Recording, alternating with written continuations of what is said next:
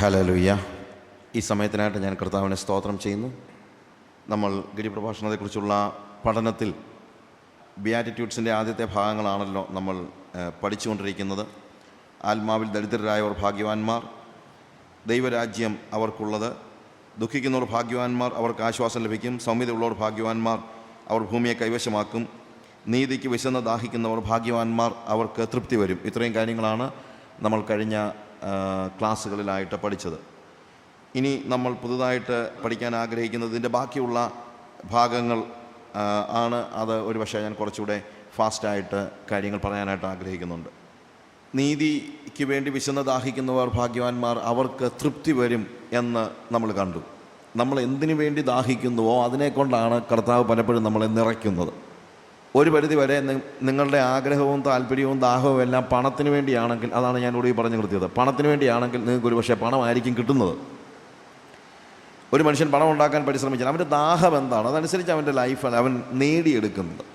അത് ദൈവം മനുഷ്യന് കൊടുത്തിരിക്കുന്ന ഒരു പ്രത്യേകമായ ഒരു എബിലിറ്റിയാണ്.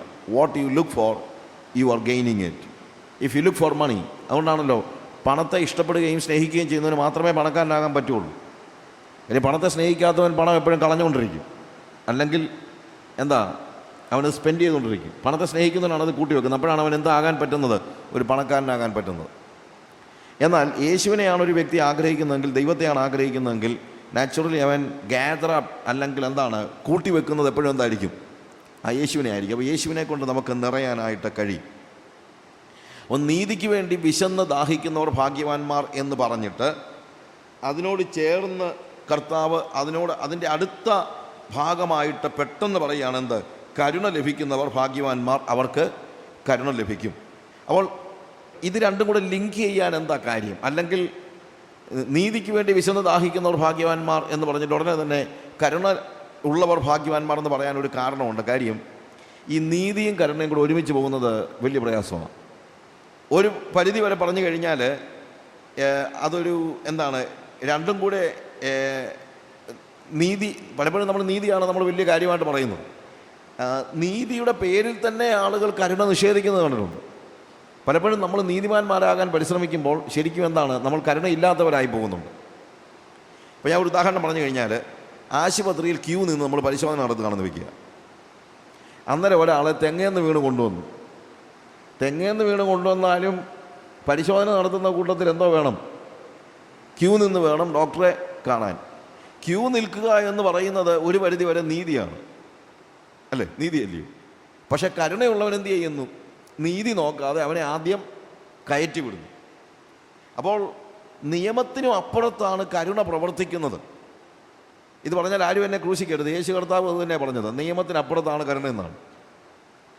നിയമത്തിനപ്പുറത്താണ് കരുണ എന്നുള്ള തിരിച്ചറിവ് ഉണ്ടാകുമ്പോൾ മാത്രമേ യേശുവിൻ്റെ മനസ്സുള്ളവരായി നമ്മൾ മാറുന്നു. കർത്താവ് പറഞ്ഞു, ശബത്ത് മനുഷ്യന് വേണ്ടിയാണ്, അല്ലാതെ മനുഷ്യൻ എന്തിനു വേണ്ടിയല്ല, ശബത്തിന് വേണ്ടി അല്ല.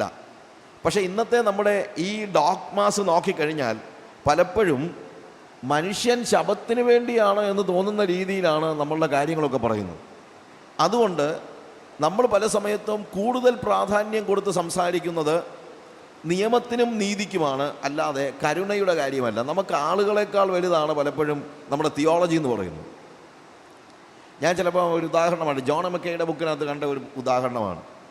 വഴിയിൽ നമുക്കറിയാവുന്നതുപോലെ ഒരു കുരുടനായ മനുഷ്യൻ, പിറവിയിലെ കുരുടനായ മനുഷ്യൻ വഴിയിലിരിക്കുന്ന കണ്ടപ്പോൾ ശിഷ്യന്മാർ അവൻ്റെ അടുക്കൽ വന്ന് ചോദിക്കുന്നു, കർത്താവേ, ഇവൻ പാപം ചെയ്തിട്ടാണോ, ഇവൻ്റെ അമ്മയപ്പന്മാർ പാപം ചെയ്തിട്ടാണോ ഇവൻ ഇങ്ങനെ ആയെന്ന്? അവിടെ തന്നെ എഴുതിയിട്ടുണ്ട് പിറവിയിലെ കുരുടനാണെന്ന്. അപ്പം പിന്നെ ഈ ചോദ്യം ചോദിക്കുന്നതിന് തന്നെ അർത്ഥം, പിറവിയിലെ കുരുടനായവൻ ഇവൻ പാപം ചെയ്തുകൊണ്ട് കുരുടനായെന്ന് പറയാൻ പറ്റുമോ? ഇതാ ചിലപ്പോഴുള്ള പ്രശ്നം എന്ന് പറഞ്ഞു കഴിഞ്ഞാൽ, ഈ നിയമവും നീതിയും തിയോളജിയും പറഞ്ഞുകൊണ്ടിരിക്കുന്നവർക്ക് പലർക്കും കണ്ണുപോലും കാണത്തില്ല. യുവന്മാർ വാസ്തവത്തിൽ ഇവന്മാർക്ക് അല്പമെങ്കിലും കരുണ, വാസ്തവത്തിൽ ഈ മനുഷ്യനെ കാണുമ്പോഴത്തേക്ക് കരുണ ആവശ്യമുള്ള ഒരു വ്യക്തി എന്ന നിലയിലല്ല, ഒരു തിയോളജിക്കൽ പ്രോബ്ലമായിട്ടാണ് ആളുകളെ കാണുന്നത്. നമുക്കൊക്കെ പലപ്പോഴും കാര്യങ്ങൾ എന്താണ്, വേദപുസ്തകപ്രകാരം തലനാരിഴ കീറി ഓരോന്ന് പഠിച്ച് അതിൻ്റെ അടിസ്ഥാനത്തിൽ എങ്ങനെയാണെന്നൊക്കെ പറയുന്നതല്ലാതെ മനുഷ്യനോടുള്ള കരുണ എന്ന് പറയുന്നത് നമ്മൾ പലപ്പോഴും നിഷേധിച്ച് കളയുന്ന, ഉപേക്ഷിച്ച് കളയുന്നതായ ഒരു കാര്യമാണ്. അപ്പോൾ നീതിക്ക് വേണ്ടി നെഞ്ചു വിരിച്ച് പറയുന്ന വ്യക്തികൾ, ഞാൻ നീതിക്ക് വേണ്ടിയാണ് നിലകൊള്ളുന്നത്. പക്ഷേ നീതിക്ക് വേണ്ടി നിലകൊള്ളുന്നതിൻ്റെ കൂട്ടത്തിൽ പല സമയത്തും നമ്മിൽ നിന്ന് ചോർന്നു പോകുന്നത് എന്തായിരിക്കും? കരുണയും മറ്റുള്ളവരോടുള്ള സ്നേഹവും കരുതലും മനസ്സിലും ഒക്കെ ആയിരിക്കും. അപ്പം നീതിക്ക് വേണ്ടി നെഞ്ചു വിരിക്കുന്നതിനേക്കാൾ നല്ലതാണ് കരയുന്നവന് ചാരാൻ ഒരു നെഞ്ച് കൊടുക്കുന്നത്. ഞാൻ പറഞ്ഞത് മനസ്സിലായി കാണുമല്ലോ. നീതിക്ക് വേണ്ടി ചങ്ക് വിരിച്ച് നിൽക്കുന്നതിനേക്കാൾ നല്ലതാണ് കഷ്ടപ്പെടുന്ന കരയുന്ന ഒരു വ്യക്തിക്ക് വേണ്ടി നിങ്ങളുടെ മാറിൽ അവനൊന്ന് ആശ്രയം, അല്ലെങ്കിൽ അവനെ ഒന്ന് ഹഗ് ചെയ്യാനായിട്ട് നിങ്ങൾക്ക് കഴിയുകയാണെങ്കിൽ ഒരുപക്ഷെ അതായിരിക്കും ദൈവസന്നിധിയിൽ കൂടുതൽ പ്രയോജനമുള്ളതാണ് എന്ന് ഞാൻ ചിന്തിക്കുന്നു. യാക്കോബിൻ്റെ ലേഖനം നമ്മൾ വായിക്കുമ്പോൾ അതിൻ്റെ 2-ാമത്തെ അധ്യായം അതിൻ്റെ 13-ാമത്തെ വാക്യത്തിൽ, വേഴ്സ് 13, 2-ാം അധ്യായത്തിൻ്റെ 13-ാം വാക്യത്തിൽ, കരുണ കാണിക്കാത്തവന് കരുണയില്ലാത്ത ന്യായവിധി ഉണ്ടാകും, കരുണ ന്യായവിധിയെ ജയിച്ച് പ്രശംസിക്കുന്നു. നോക്ക്, യാക്കോബ് പറയുന്ന കാര്യം ഇതാണ്. കരുണ കാണിക്കാത്തവന് അവൻ എത്ര നീതിമാനാണെങ്കിലും കരുണ കൂടാതെയുള്ള ന്യായവിധി ഉണ്ടാകും, എന്നാൽ കരുണ ന്യായവിധിയെ ജയിച്ച് പ്രശംസിക്കുന്നു. ഒരു പരിധിവരെ എന്താ ഇവിടെ പറയുന്നത്? ന്യായവിധിയിൽ തന്നെ ഒരു മനുഷ്യൻ്റെ ന്യായവിധിയെ മാറ്റിമറിക്കത്തക്ക രീതിയിലുള്ള ഒരു ക്വാളിറ്റി എന്തിനുണ്ടെന്നാണ് പറയുന്നത്? കരുണയ്ക്ക് ഉണ്ടെന്നാണ്. ഒരു പക്ഷേ അയാൾ വളരെ നീതിയോടെ ആയിരിക്കും കാര്യങ്ങളെല്ലാം ചെയ്തത്. നീതിയേക്കാൾ വലുതാണ് കരുണ എന്നറിയാൻ നമുക്ക് ശമരിയക്കാരൻ്റെ ഉപമ ഒന്ന് പഠിച്ചാൽ മതി.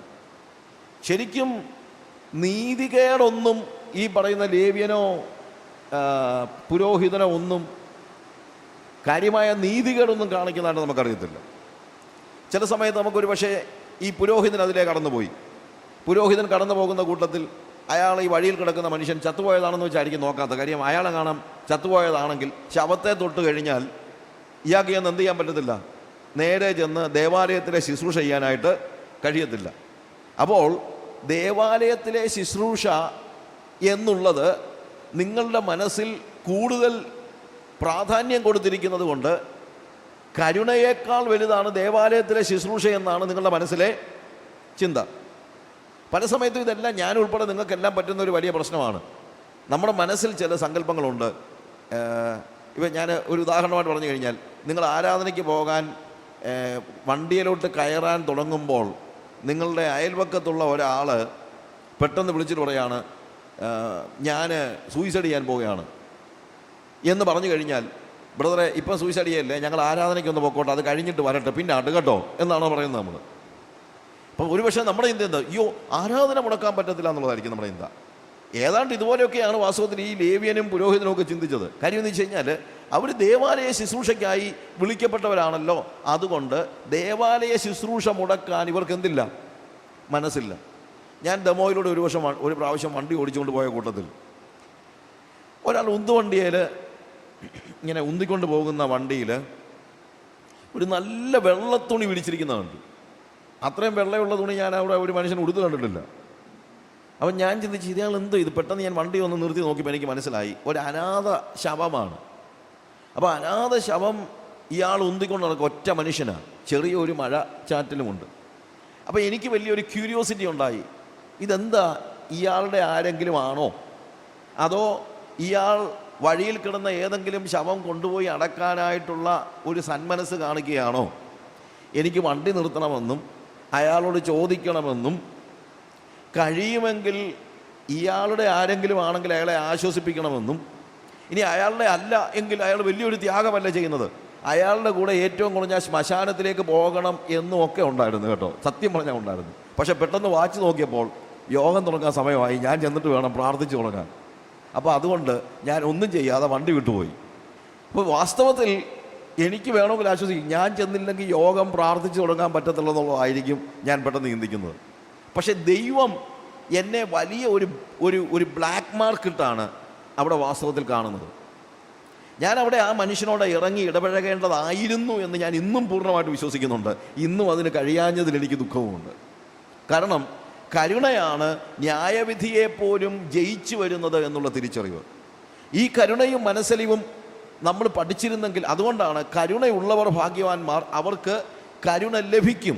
കാരണം ഇവിടെ യാക്കോബിൻ്റെ ലേഖനത്തിൽ നമ്മൾ വായിക്കുന്ന ഭാഗം അതാണല്ലോ, കരുണ കാണിക്കാത്തവന് കരുണയില്ലാത്ത ന്യായവിധി ഉണ്ടാകും, കരുണ ന്യായവിധിയെ ജയിച്ച് പ്രശംസിക്കുന്നു. I will read in English. അതിൻ്റെ 13-ാമത്തെ വാക്യത്തിൽ കാണുന്നത് ഇപ്രകാരമാണ്: for judgement is without mercy to one who has shown no mercy, yet mercy triumphs over judgment. ന്യായവിധിയുടെ മുകളിൽ, അല്ലെങ്കിൽ ഞാൻ ന്യായം വിധിക്കപ്പെടേണ്ടതായ ഒരു സാഹചര്യത്തിൽ, ഒരു പക്ഷേ സമയത്ത് ആരാധനയ്ക്ക് പോകാത്തതിന് എന്നെ ന്യായം വിധിക്കേണ്ടതാണ്. പക്ഷേ കരുണ കാണിച്ചത് കൊണ്ട് ഞാൻ തെറ്റിച്ച ന്യായപ്രമാണത്തെ പോലും മറികടന്ന് ദൈവത്തിൻ്റെ ക്ഷമ അല്ലെങ്കിൽ കരുണ എൻ്റെ മേൽ പതിക്കുന്നു എന്നാണ് അവിടെ കാണുന്നത്. വാസ്തവത്തിൽ ഇന്ന് ക്രിസ്ത്യാനികൾക്ക് ചോർന്നു പോയ ഒരു ഒരു ഒരു ഒരു ഒരു ക്യാരക്ടറായിട്ടാണ് നമുക്ക് കാണാൻ കഴിയുന്നത് കരുണ എന്ന് പറയുന്നത്. എന്താണ് കരുണ എന്ന് ചോദിക്കുമ്പോൾ, കരുണയും മനസ്സലിവും തമ്മിൽ ഒരു നല്ല ഡിഫറൻസ് ഉണ്ട്. കരുണ എന്ന് പറയുന്നത് എൻ്റെ പാസ്റ്റ് എക്സ്പീരിയൻസിനെ മറന്ന് ഞാൻ ഇടപെടുന്നതാണ്. മനസ്സലിവെന്ന് പറയുമ്പോൾ എൻ്റെ ഇപ്പോഴത്തെ സ്റ്റേജിനെ കണ്ട് ഒരാൾ ഇടപെടുന്നതാണ് ശരിക്കും മനസ്സലിവ്. Compassion and mercy. മേഴ്സി എന്ന് പറയുമ്പോൾ we just forget all the things that happen. എല്ലാം പഴയ കാര്യങ്ങളെല്ലാം മറന്ന് നമ്മൾ അയാളോട് കരുണയോടുകൂടെ ഇടപെടുകയാണ്. എന്നാൽ ഇതിന് കൊടുത്തിരിക്കുന്ന വാക്കിൻ്റെ അർത്ഥം, ഞാനിത് മലയാളത്തിൽ അതിനെക്കുറിച്ച് പറഞ്ഞാലും ഇവിടെ കൊടുത്തിരിക്കുന്ന വാക്കിൻ്റെ അർത്ഥം വെച്ച് നോക്കുമ്പോഴത്തേക്ക് ഒരു വ്യക്തിയുമായിട്ട് ഐഡൻറ്റിഫൈ ചെയ്യുക, അല്ലെങ്കിൽ അയാളുടെ സ്കിന്നിനകത്ത് കയറി നിന്ന് അയാളെ പോലെ കാര്യങ്ങൾ കാണാനുള്ള ഒരു പ്രത്യേക കഴിവിനെ ഈ വാക്ക് ഉപയോഗിക്കുന്നുണ്ട്. യേശു നമ്മളോട് കരുണ കാണിക്കാൻ കഴിവുള്ളവനാണ് എന്ന് പറയുന്നു. എന്തുകൊണ്ടാണ്? നമ്മൾ എബ്രായ ലേഖനത്തിൽ വായിക്കുന്നതാണ്, നമ്മളോട് കരുണ കാണിപ്പാൻ കഴിവുള്ളവനാണ് അവൻ. എന്തുകൊണ്ടാണ്? അവൻ നമ്മുടെ സ്കിന്നിൽ കയറി നിന്നവനാണ്. അവന് നമ്മൾ എങ്ങനെയുള്ള വ്യക്തിയാണെന്നുള്ളത് കൃത്യമായിട്ട് അറിയാം. നമ്മളൊരാളോട് കരുണ കാണിക്കണമെങ്കിലും ഒരാളുടെ മനസ്സലിവ് കാണിക്കണമെങ്കിലും അയാളുടെ സ്കിന്നിനകത്ത് കയറി നിൽക്കാനുള്ള ഒരു സ്പെഷ്യൽ എബിലിറ്റി നമുക്ക് ഉണ്ടായാലേ പറ്റുള്ളൂ. ഒരിക്കലും ക്വീൻ വിക്ടോറിയ, അവിടുത്തെ ക്വീൻ വിക്ടോറിയ ഭർത്താവ് മരിച്ച് അനേക വർഷങ്ങൾ ജീവിച്ച ഒരു വ്യക്തിയാണ്. എന്നാൽ അവിടുത്തെ കോളേജിൽ പഠിപ്പിച്ചുകൊണ്ടിരുന്ന ഒരു പ്രൊഫസർ മരിച്ചു കഴിഞ്ഞപ്പോഴത്തേക്ക് വൈഫിൻ്റെ അടുത്ത് ഇവർ ചെന്ന് കഴിഞ്ഞിട്ട് വിസിറ്റ് ചെയ്തപ്പോഴത്തേക്ക് പെട്ടെന്ന് മിസ്സസ് ടുലോക്ക് അവർ പെട്ടെന്ന് എഴുന്നേറ്റ് രാജ്ഞിയെ സ്വീകരിക്കാൻ ചെന്നപ്പോൾ രാജ്ഞി പറഞ്ഞു, ഇരിക്കുക, നീ അവിടെ ഇരിക്കുക. എന്നിട്ട് പറഞ്ഞു, ഞാനിപ്പോൾ വന്നിരിക്കുന്നത് ഇംഗ്ലണ്ടിൻ്റെ മഹാറാണി എന്ന നിലയിലല്ല, പ്രത്യുത ഭർത്താവ് മരിച്ച ഒരു സ്ത്രീയെ കാണാൻ വന്ന ഭർത്താവ് മരിച്ച ഒരു വിഡോയാണ് വന്നിരിക്കുന്നത്. അതായത് ഞാനിപ്പോൾ വന്നിരിക്കുന്നത് എൻ്റെ പദവികളും കാണിച്ചുകൊണ്ടല്ല വന്നിരിക്കുന്നത്. പിന്നെ എന്താണ്? നീ ഏതവസ്ഥയിലൂടെ കടന്നുപോയോ അതേ അവസ്ഥയിലൂടെ ഞാൻ കടന്നു പോയിട്ടുള്ളത് കൊണ്ട് എനിക്ക് നിന്നോട് കരുണ കാണിക്കാൻ, മനസ്സലിവ് കാണിക്കാൻ കഴിയും എന്നാണ് പറയുന്നത്. അവനും കർത്താവ് മനുഷ്യനായി നമ്മുടെ അതേ അവസ്ഥകളിലൂടെ ജീവിച്ചതുകൊണ്ട് നമുക്ക് കർത്താവിൽ നിന്ന് കരുണ ലഭിക്കാനുള്ള സകല കാര്യങ്ങൾ നമുക്ക് കർത്താവിന് മനസ്സിലാകും. കർത്താവിന് മനസ്സിലാകുന്നത് കൊണ്ട് നമ്മളോട് കരുണ കാണിക്കുമെങ്കിൽ നമ്മളും ആളുകളെ മനസ്സിലാക്കി അവരോട് കരുണ കാണിക്കേണ്ടതുണ്ട്. ഒരു പക്ഷേ അതിനവർ യോഗ്യരല്ലായിരിക്കും. യോഗ്യതയുള്ളവർക്ക് കാണിച്ചു കൊടുക്കുന്നതല്ല കരുണ എന്ന് പറയുന്നത്. അതുകൊണ്ടാണ് ഞാൻ പറഞ്ഞത്, അവരുടെ സകല അവസ്ഥകളെയും മറന്ന് അവരോട് കാണിക്കുന്ന മനസ്സലിവാണ് വാസ്തവത്തിൽ കരുണ എന്ന് പറയുന്നത്. നിങ്ങളിൽ പലരും റിക് വാരൻ്റെ ഒരു പുസ്തകം വായിച്ചു കാണും, പർപ്പസ് ഡ്രിവൻ ലൈഫ് എന്ന് പറയുന്ന പുസ്തകം. ഈ പർപ്പസ് ഡ്രിവൻ ലൈഫിൽ അദ്ദേഹം പരിചയപ്പെടുത്തുന്ന ഒരു സ്പെഷ്യൽ കൈൻഡ് ഓഫ് പീപ്പിൾ ഉണ്ട്. അദ്ദേഹം പേരിട്ടിരിക്കുന്നത് EGR പീപ്പിൾ എന്നാണ്. EGR എന്ന് പറയുന്നത് എക്സ്ട്രാ ഗ്രേസ് റിക്വയർഡ് പീപ്പിൾ എന്നാണ്. എക്സ്ട്രാ ഗ്രേസ് റിക്വയർഡ് പീപ്പിൾ എന്ന് വെച്ച് കഴിഞ്ഞാൽ അവർക്ക് കുറച്ച് കൂടുതൽ കരുണ വേണം, അല്ലെങ്കിൽ കൂടുതൽ ഗ്രേസ്, കൃപ വേണം. എന്നു ചോദിച്ചു കഴിഞ്ഞാൽ അവർക്ക് വേണ്ടത്ര കൃപയില്ല. ദൈവം നമ്മളെ ഇവിടെ ആക്കിയിരിക്കുന്നത് എക്സ്ട്രാ ഗ്രേസ് തന്നുകൊണ്ടാണ്. We are not EGR people, we have extra grace. എന്തിനാണെന്നറിയാമോ? EGR ആയിട്ടുള്ള ഒത്തിരി പേരെ നമ്മൾ വഴി വെച്ച് കാണും. അവർക്കൊക്കെ എന്തോ കൊടുത്തോണ്ടിരിക്കണം, ഗ്രേസ് കൊടുത്തോണ്ടിരിക്കണം. കാര്യം കർത്താവ് നമുക്ക് എന്തോ തന്നിട്ടുണ്ട്, എക്സ്ട്രാ ഗ്രേസ് തന്നിട്ടുണ്ട്. ആ എക്സ്ട്രാ ഗ്രേസ് അതില്ലാത്തവന് കൊടുത്തോണ്ടിരിക്കണം. ഒരു പ്രശ്നം എന്താണെന്ന് ചോദിച്ചു കഴിഞ്ഞാൽ, ഗ്രേസ് ഇല്ല എന്നറിയാനുള്ള ഗ്രേസ് പോലും ഇവനില്ല. എനിക്ക് കൃപയില്ലെന്നറിയാനുള്ള കൃപ പോലും അവന് ഇല്ല. അതുകൊണ്ട് എനിക്കല്പം ഗ്രേസ് തരണമെന്ന് പറയാൻ അവൻ അറിയത്തില്ല. അവൻ പറയുന്നത് വേറെ ഭാഷയൊക്കെ ആയിരിക്കും. ഞാനൊരിക്കൽ സാഗറിൽ നിന്ന് ദമോ എന്ന് പറയുന്നത് മധ്യപ്രദേശിലാണ്. സാഗറിൽ ദമോയിലേക്ക് വണ്ടി ഓടിച്ചു പോയാൽ രാത്രിയിലാണ്. സാഗറിൽ ഒരു ബാപ്റ്റിസം ഉണ്ടായിരുന്നു. ബാപ്റ്റിസം കഴിഞ്ഞിട്ട് ഞങ്ങൾ അവിടുന്ന് ബാപ്റ്റിസം കൊടുക്കാൻ വേണ്ടി കൊണ്ടുപോയതാണ്. തിരിച്ച് വണ്ടി ഓടിച്ചു പോകുന്ന കൂട്ടത്തിൽ ട്രക്കെല്ലാം എന്താ ബന്ധായി കിടക്കുക. അപ്പോൾ ഞാൻ ചിന്തിച്ച് എന്താ പറ്റിയ പ്രശ്നം എന്താ, ഞാൻ വണ്ടി ഒരു സൈഡിൽ ഒതുക്കി കഴിഞ്ഞിട്ട് നോക്കിയപ്പോഴത്തേക്ക് വഴി ബ്ലോക്കാണ്. കുറേ നടന്നു കഴിഞ്ഞപ്പോഴത്തേക്കാണ് മനസ്സിലാകുന്നത് ഒരു ടാറ്റ 407 എവിടെയോ എന്ന് പറഞ്ഞു കഴിഞ്ഞാൽ മിക്കവാറും അത് ഇടിച്ചത് കണ്ടിട്ട് എനിക്ക് തോന്നുന്നത് ഈ ട്രെയിലേഴ്സ് ഉണ്ടല്ലോ. അപ്പോൾ ഈ ട്രെയിലേഴ്സിൻ്റെ ഈ ട്രക്കിൻ്റെ പുറകിൽ വലിയ ലോഡൊക്കെ വെച്ച് കൊണ്ടുവരും, അത് ഭയങ്കര സ്ട്രോങ് ആണ്. അവത്തേലെങ്ങാനും ചെന്ന് ഇടിച്ചതായിരിക്കും. കാര്യം അവിടെ ഇവൻ്റെ വണ്ടി ഇടിച്ച വേറെ വണ്ടിയൊന്നും കിടപ്പില്ല, ട്രെയിലറിനൊന്നും പറ്റാനൊന്നുമില്ല. ആ ട്രെയിലറിൽ ഇടിച്ചിട്ട് ഈ ഡ്രൈവർ ജാമായിരിക്കുകയാണ്, അയാൾക്ക് പുറത്തു വരാൻ പറ്റത്തില്ല, കാലൊടിഞ്ഞു പോയി. അയാൾ സ്റ്റിയറിംഗ് സീറ്റിൻ്റെ അവിടെ ജാമായിട്ടിരിക്കുകയാണ്. വലിച്ചു പൊളിക്കാനൊക്കെ നോക്കിയിട്ടൊന്നും പറ്റുന്നില്ല. ഒരു സിക്കുകാരനൊരു ഡ്രൈവർ മാത്രം ഞങ്ങളെ സഹായിക്കാനായിട്ട് വന്നു. ഞാനും ഞങ്ങളുടെ ഒരു മിഷണറിയും കൂടെ ഇവനെ രക്ഷപ്പെടുത്താനായിട്ട് നോക്കുക. രക്ഷപ്പെടുത്താന്ന് പറഞ്ഞാൽ ഇതിനകത്തൊന്ന് എടുത്തു മാറ്റി ഒരിടത്ത് കിടത്തണമല്ലോ. എന്നിട്ട് അവൻ സിക്കുകാരൻ ജാക്കിയൊക്കെ അവൻ്റെ വണ്ടിയിൽ നിന്ന് ജാക്കി എടുത്തുകൊണ്ട് വന്ന് ജാക്കി വെച്ചാണ് ഇത് അകറ്റുകയൊക്കെ ചെയ്തത്. ഈ ബാക്കിയുള്ള ആളുകളൊന്നും അനങ്ങുന്നില്ല, അവർ ട്രക്കും വിട്ടുകൊണ്ടിരിക്കുകയാണ്. എവിടെയാ എന്നുള്ളതല്ലാതെ എന്തോ സംഭവിച്ചെന്ന് പോലും അവന്മാർ നോക്കുന്നില്ല. പാതിരാത്രിയാണ്, ഒരു 2 മണിയെങ്കിലും ഒരു 1:30-2 മണിയായി കാണും. അപ്പോഴത്തേക്ക് ഇവൻ ഒത്തിരി വർത്തമാനമൊക്കെ പറയുന്നുണ്ട്. നോക്കിയപ്പോഴത്തേക്കും ഭയങ്കര മദ്യപിച്ച ഒരു പരുവമായിരിക്കുകയാണ്. എന്ന് തന്നെയല്ല, ഇവൻ പറയുന്നത് ബുന്ദേൽഖണ്ഡിയിലാണ്, അവരുടെ ലാംഗ്വേജിലാണ്. അപ്പോൾ ഞങ്ങളുടെ കൂട്ടത്തിലുള്ള മിഷണറിക്ക് ബുന്ദേൽഖണ്ഡി അറിയാം. അപ്പോൾ ഇവനെ രക്ഷപ്പെടുത്താനായിട്ട് ചെന്ന ഞങ്ങളെ ഇവൻ ചീത്ത വിളിക്കുക എന്ന് പറഞ്ഞു കഴിഞ്ഞാൽ, ഞാൻ രക്ഷപ്പെട്ടത് എന്നാന്ന് ചോദിച്ചു കഴിഞ്ഞാൽ എനിക്ക് ഭാഷ അറിയാൻ വയ്യ. അതുകൊണ്ട് പിന്നെ ഇവൻ എന്തോ പറയുന്നത് നമുക്കൊന്നും അറിയത്തില്ല, എന്തോ പറയുന്നെന്നുള്ളതേ ഉള്ളൂ. പക്ഷേ എൻ്റെ കൂടെയുള്ള പറഞ്ഞു, എൻ്റെ പൊന്നച്ചായ, ഇവൻ പറയുന്നത് കേട്ടാൽ ഇവനെ രക്ഷിക്കാൻ തോന്നത്തില്ല, അതുപോലുള്ള കാര്യമാണ് ഇവൻ പറയുന്നത്. പിന്നെ മനസ്സിലാകുന്നത് ഇത് കള്ള് കടത്തുന്ന ഒരു വണ്ടിയാണ്. ഇതിൻ്റെ പുറകിലുള്ളതും കള്ള, ഇവനും കള്ള, എല്ലാം കള്ളിൻ്റെ ഒരു ഇതാണ്. പക്ഷേ ഈ വ്യക്തിയെ സംബന്ധിച്ചിടത്തോളം ഇവൻ ശരിക്കും പറഞ്ഞാൽ EGR ആണ്. എന്താണ്? He needs extra grace. പക്ഷേ എക്സ്ട്രാ ഗ്രേസ് വേണമെന്ന് അവൻ എന്ത് പറയാനുള്ളത് അവന് അറിയത്തില്ല, അവൻ്റെ ലാംഗ്വേജ് വേറെയാണ്. അപ്പം ഞാൻ മനസ്സിലാക്കണം, ഇവനിപ്പോൾ ആവശ്യമുള്ളത് കരുണയാണ്. അതുകൊണ്ട് ഇവന് കരുണ കൊടുക്കാനായിട്ട് ഞാൻ പരിശ്രമിച്ചുകൊണ്ടേ ഇരിക്കണം. എനിക്ക് അല്പം കൃപ തരണമെന്നൊന്നും പറയാനൊന്നും അവന് അറിയത്തില്ല.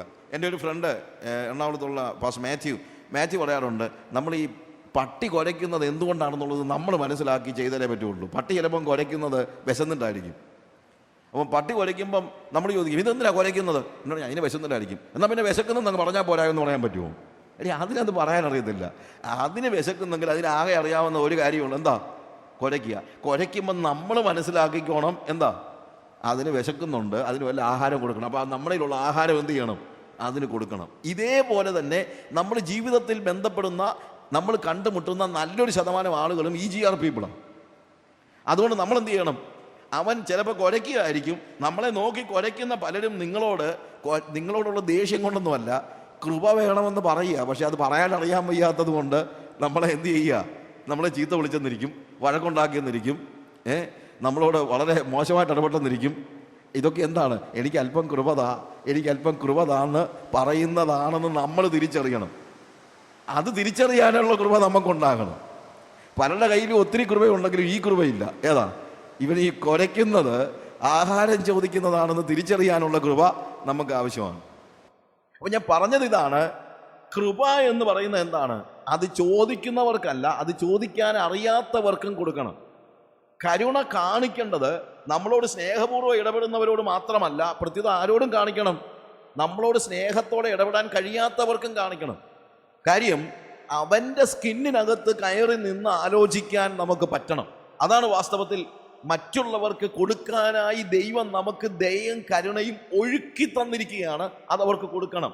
103-ാം സങ്കീർത്തനം അതിൻ്റെ 4-ാമത്തെ വാക്യം നമ്മൾ വായിക്കുമ്പോഴത്തേക്ക്, അവൻ നിന്റെ ജീവനെ നാശത്തിൽ നിന്ന് വീണ്ടെടുക്കുന്നു, അവൻ ദയയും കരുണയും നിന്നെ അണിയിക്കുന്നു എന്നാണ്.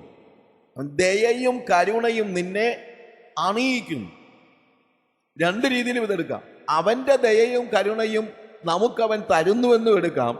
എന്നാൽ അതിൽ ഉപരിയായിട്ട് മറ്റൊരർത്ഥത്തിൽ നമുക്കെടുക്കാം. എന്താണ്? അവൻ്റെ ദയയും കരുണയും അവൻ നമ്മളെ ഇപ്പോഴണിയിച്ചിരിക്കുകയാണ്. അണിയിച്ചു കഴിഞ്ഞാൽ അതിൻ്റെ അർത്ഥം എന്താണ്? അതെൻ്റെയാണെന്നാണ്, ഇല്ലേ? സോ നമുക്ക് ആവശ്യത്തിനുള്ള ദയയും കരുണയും ദൈവം കാണിക്കുക മാത്രമല്ല, ദൈവം നമ്മളെ എന്ത് ചെയ്തിരിക്കുകയാണ്? അണിയിച്ചിരിക്കുകയാണ്. അപ്പൊ അതിന്റെ അർത്ഥം എന്താണ്? ഇപ്പം നമ്മുടെ കയ്യിൽ എന്തോ ഉണ്ട്? ദയയും കരുണയും ആവശ്യത്തിനുണ്ട്. അതുകൊണ്ട് അവൻ കരുണ കാണിച്ചവർ ഇനി ദയ, കരുണ എന്ന കാര്യങ്ങൾ മറ്റുള്ളവർക്ക് കാണിച്ചു കൊടുക്കണം. അവൻ നമുക്ക് കരുണ തന്നെങ്കിൽ, ദയ കാണിച്ചെങ്കിൽ, ഇനിയിപ്പം നമ്മുടെ ജോലി എന്താണ്? മറ്റുള്ളവർക്ക് ആ ദയയും കരുണയും കാണിച്ചു കൊടുക്കുക എന്നുള്ളതാണ്. നമ്മൾ പ്രാപിച്ച് നമുക്ക് തന്നെ വെച്ചേക്കാനല്ല, പ്രത്യുത നമ്മൾ പ്രാപിച്ചത് മറ്റുള്ളവർക്ക് പകർന്നു കൊടുക്കാൻ വേണ്ടിയാണ്.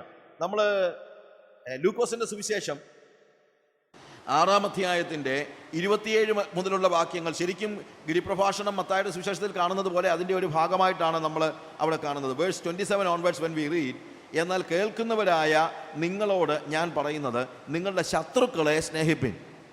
ആരെയാണ് സ്നേഹിക്കേണ്ടത്? ശത്രുക്കളെ. നിങ്ങളെ സ്നേഹിക്കുന്നവരെ അല്ല. നിങ്ങളെ പകയ്ക്കുന്നവർക്ക് ഗുണം ചെയ്യുവിൻ, നിങ്ങളെ ശപിക്കുന്നവരെ അനുഗ്രഹിപ്പിൻ, നിങ്ങളെ ദുഷിക്കുന്നവർക്ക് വേണ്ടി പ്രാർത്ഥിപ്പിൻ, നിന്നെ ഒരു ചെകിട്ടത്തടിക്കുന്നവനെ മറ്റേതും കാണിച്ചു കൊടുപ്പിൻ, നിന്റെ പുതപ്പ് എടുത്തു കളയുന്നവന് വസ്ത്രവും തടുക്കരുത്, നിന്നോട് ചോദിക്കുന്ന ഏവനും കൊടുക്കുക, നിനക്കുള്ളത് എടുത്തു കളയുന്നവനോട് മടക്കി ചോദിക്കരുത്. മനുഷ്യർ നിങ്ങൾക്ക് ചെയ്യണം എന്ന് നിങ്ങൾ ഇച്ഛിക്കുന്നത് പോലെ തന്നെ അവർക്കും ചെയ്യുവിൻ. നിങ്ങളെ സ്നേഹിക്കുന്നവരെ സ്നേഹിച്ചാൽ നിങ്ങൾക്ക് എന്ത് ഉപചാരം കിട്ടും? പാപികളും അങ്ങനെ തന്നെ സ്നേഹിക്കുന്നുവല്ലോ. നോക്കുക, പാപികളും സ്വാഭാവികമായി മറ്റുള്ളവർ ചെയ്യുന്ന അതേ ജോലി തന്നെ നമ്മൾ ചെയ്തിട്ട് എന്താ വലിയ അർത്ഥമെന്നാണ് ചോദിക്കുന്നത്. നമ്മൾ ചിന്തിക്കുന്നത് പോലെ നമ്മളൊന്നും വലിയ ദൈവസ്നേഹത്തിലൊന്നും അല്ല നമ്മളെ ഈ സ്നേഹം കാണിക്കുന്നത്. നമ്മൾ ചിന്തിക്കുന്നത് അറിയാമോ? നമ്മുടെ സഭയിൽ നിന്ന് പോകുന്ന, നമ്മുടെ സഭയിലുള്ളവരുമായിട്ട് നമുക്ക് ഭയങ്കര സ്നേഹമായിരിക്കും. ചിലപ്പം 10,000, 5,000, 10,000 ഒക്കെ ഒരാൾ കടം ചോദിച്ചാൽ കൊടുക്കാനുണ്ടായിരിക്കും. നമുക്ക് കൊടുക്കാനൊരു മടിയുമില്ല. ഇന്ന് തോമസ് കുട്ടിയുടെ വീട്ടിലാണ് ഊണെങ്കിൽ അടുത്ത ദിവസം ഞായറാഴ്ച തിരിച്ചു പോകുമ്പോഴത്തേക്ക് വേണമെങ്കിൽ മാത്തുക്കുട്ടിയുടെ വീട്ടിലായിരിക്കും ഊണ്. അപ്പോൾ നമ്മൾ അങ്ങോട്ടും ഇങ്ങോട്ടും ഊണ് കൊടുക്കുന്നു. പിന്നെ പിള്ളേർ അവധിയാകുമ്പോഴത്തേക്ക് എൻ്റെ പിള്ളേർ മറ്റേ ജോണിയുടെ വീട്ടിൽ പോകുന്നു, ജോണിയുടെ പിള്ളേർ എൻ്റെ വീട്ടിൽ വരുന്നു. ഭയങ്കര സ്നേഹവും സന്തോഷമൊക്കെ. അപ്പോൾ നമ്മൾ പറയും, ഓ എന്തൊരു ദൈവസ്നേഹം അല്ലേ. പക്ഷെ ഞാനൊരു കാര്യം പറയാം, ഈ സ്നേഹം സഭയിൽ മാത്രമൊന്നും അല്ല, ഇതൊക്കെ റോട്ടറി ക്ലബ്ബിലും ഉള്ളതാണ്. ഒരുപക്ഷെ ഇതിനേക്കാളും ഉണ്ട്. റോട്ടറി ക്ലബ്ബിൽ കാണുന്നതിനേക്കാളും കൂടിയ എന്തോ സ്നേഹമാണ് നമ്മളിവിടെ കാണിക്കുന്നത്. കർത്താവ് ചോദിക്കുന്ന അതാ, ഏതാ ഇത് റോട്ടറി ക്ലബ്ബുകാരനും കാണിക്കുന്നില്ല എന്നാണ് ചോദിക്കുന്നത്. നമ്മൾ കാണിക്കുന്ന സ്നേഹമൊക്കെ ആരും കാണിക്കുന്നുണ്ട്, പാപികളും അങ്ങനെ തന്നെ കാണിക്കുന്നുണ്ട്. പാപികൾ എന്ന് പറയുമ്പോൾ ലൗകികരായ ആളുകളും കാണിക്കുന്ന സ്നേഹം കാണിച്ചാൽ അതിനകത്തൊന്നും വലിയ ദൈവിക സ്നേഹമൊന്നും പറയാനില്ല. അതൊരു മാനുഷിക സ്നേഹമാണ്. കാര്യം എന്താണെന്നറിയാമോ? മനുഷ്യൻ്റെ നിലയിൽ സ്നേഹം കാണിക്കുമ്പോൾ എപ്പോഴും അതവന് മടക്കി കിട്ടണമെന്ന് അവൻ ആഗ്രഹിക്കുന്നുണ്ട്. മടക്കി കിട്ടണമെന്ന് ആഗ്രഹിച്ചൊരു കാര്യം ചെയ്യുന്നത് കരുണയല്ല, അതൊരു ബിസിനസ്സാണ്. എനിക്ക് മടക്കി കിട്ടണമെന്ന മോഹത്തോടുകൂടെ ഞാൻ ഒരാളെ സഹായിച്ചാൽ അത് കരുണയല്ല, അതിൻ്റെ പേര് ബിസിനസ് എന്നാണ്. പാപികളും കുറയാതെ മടക്കി കിട്ടേണ്ടതിന് നോക്ക്. അപ്പോൾ എൻ്റെ സ്നേഹം കരുണയായി പരിണമിക്കുന്നത് എപ്പോഴാണെന്ന് ചോദിച്ചാൽ, മടക്കിക്കിട്ടാൻ കഴിയാത്ത നിലയിൽ അതിനുള്ള മോഹമില്ലാതെ എല്ലാം എടുത്തുകൊള്ളാൻ അനുവദിക്കുന്നിടത്താണ്. എല്ലാം എടുത്തുകൊള്ളാൻ.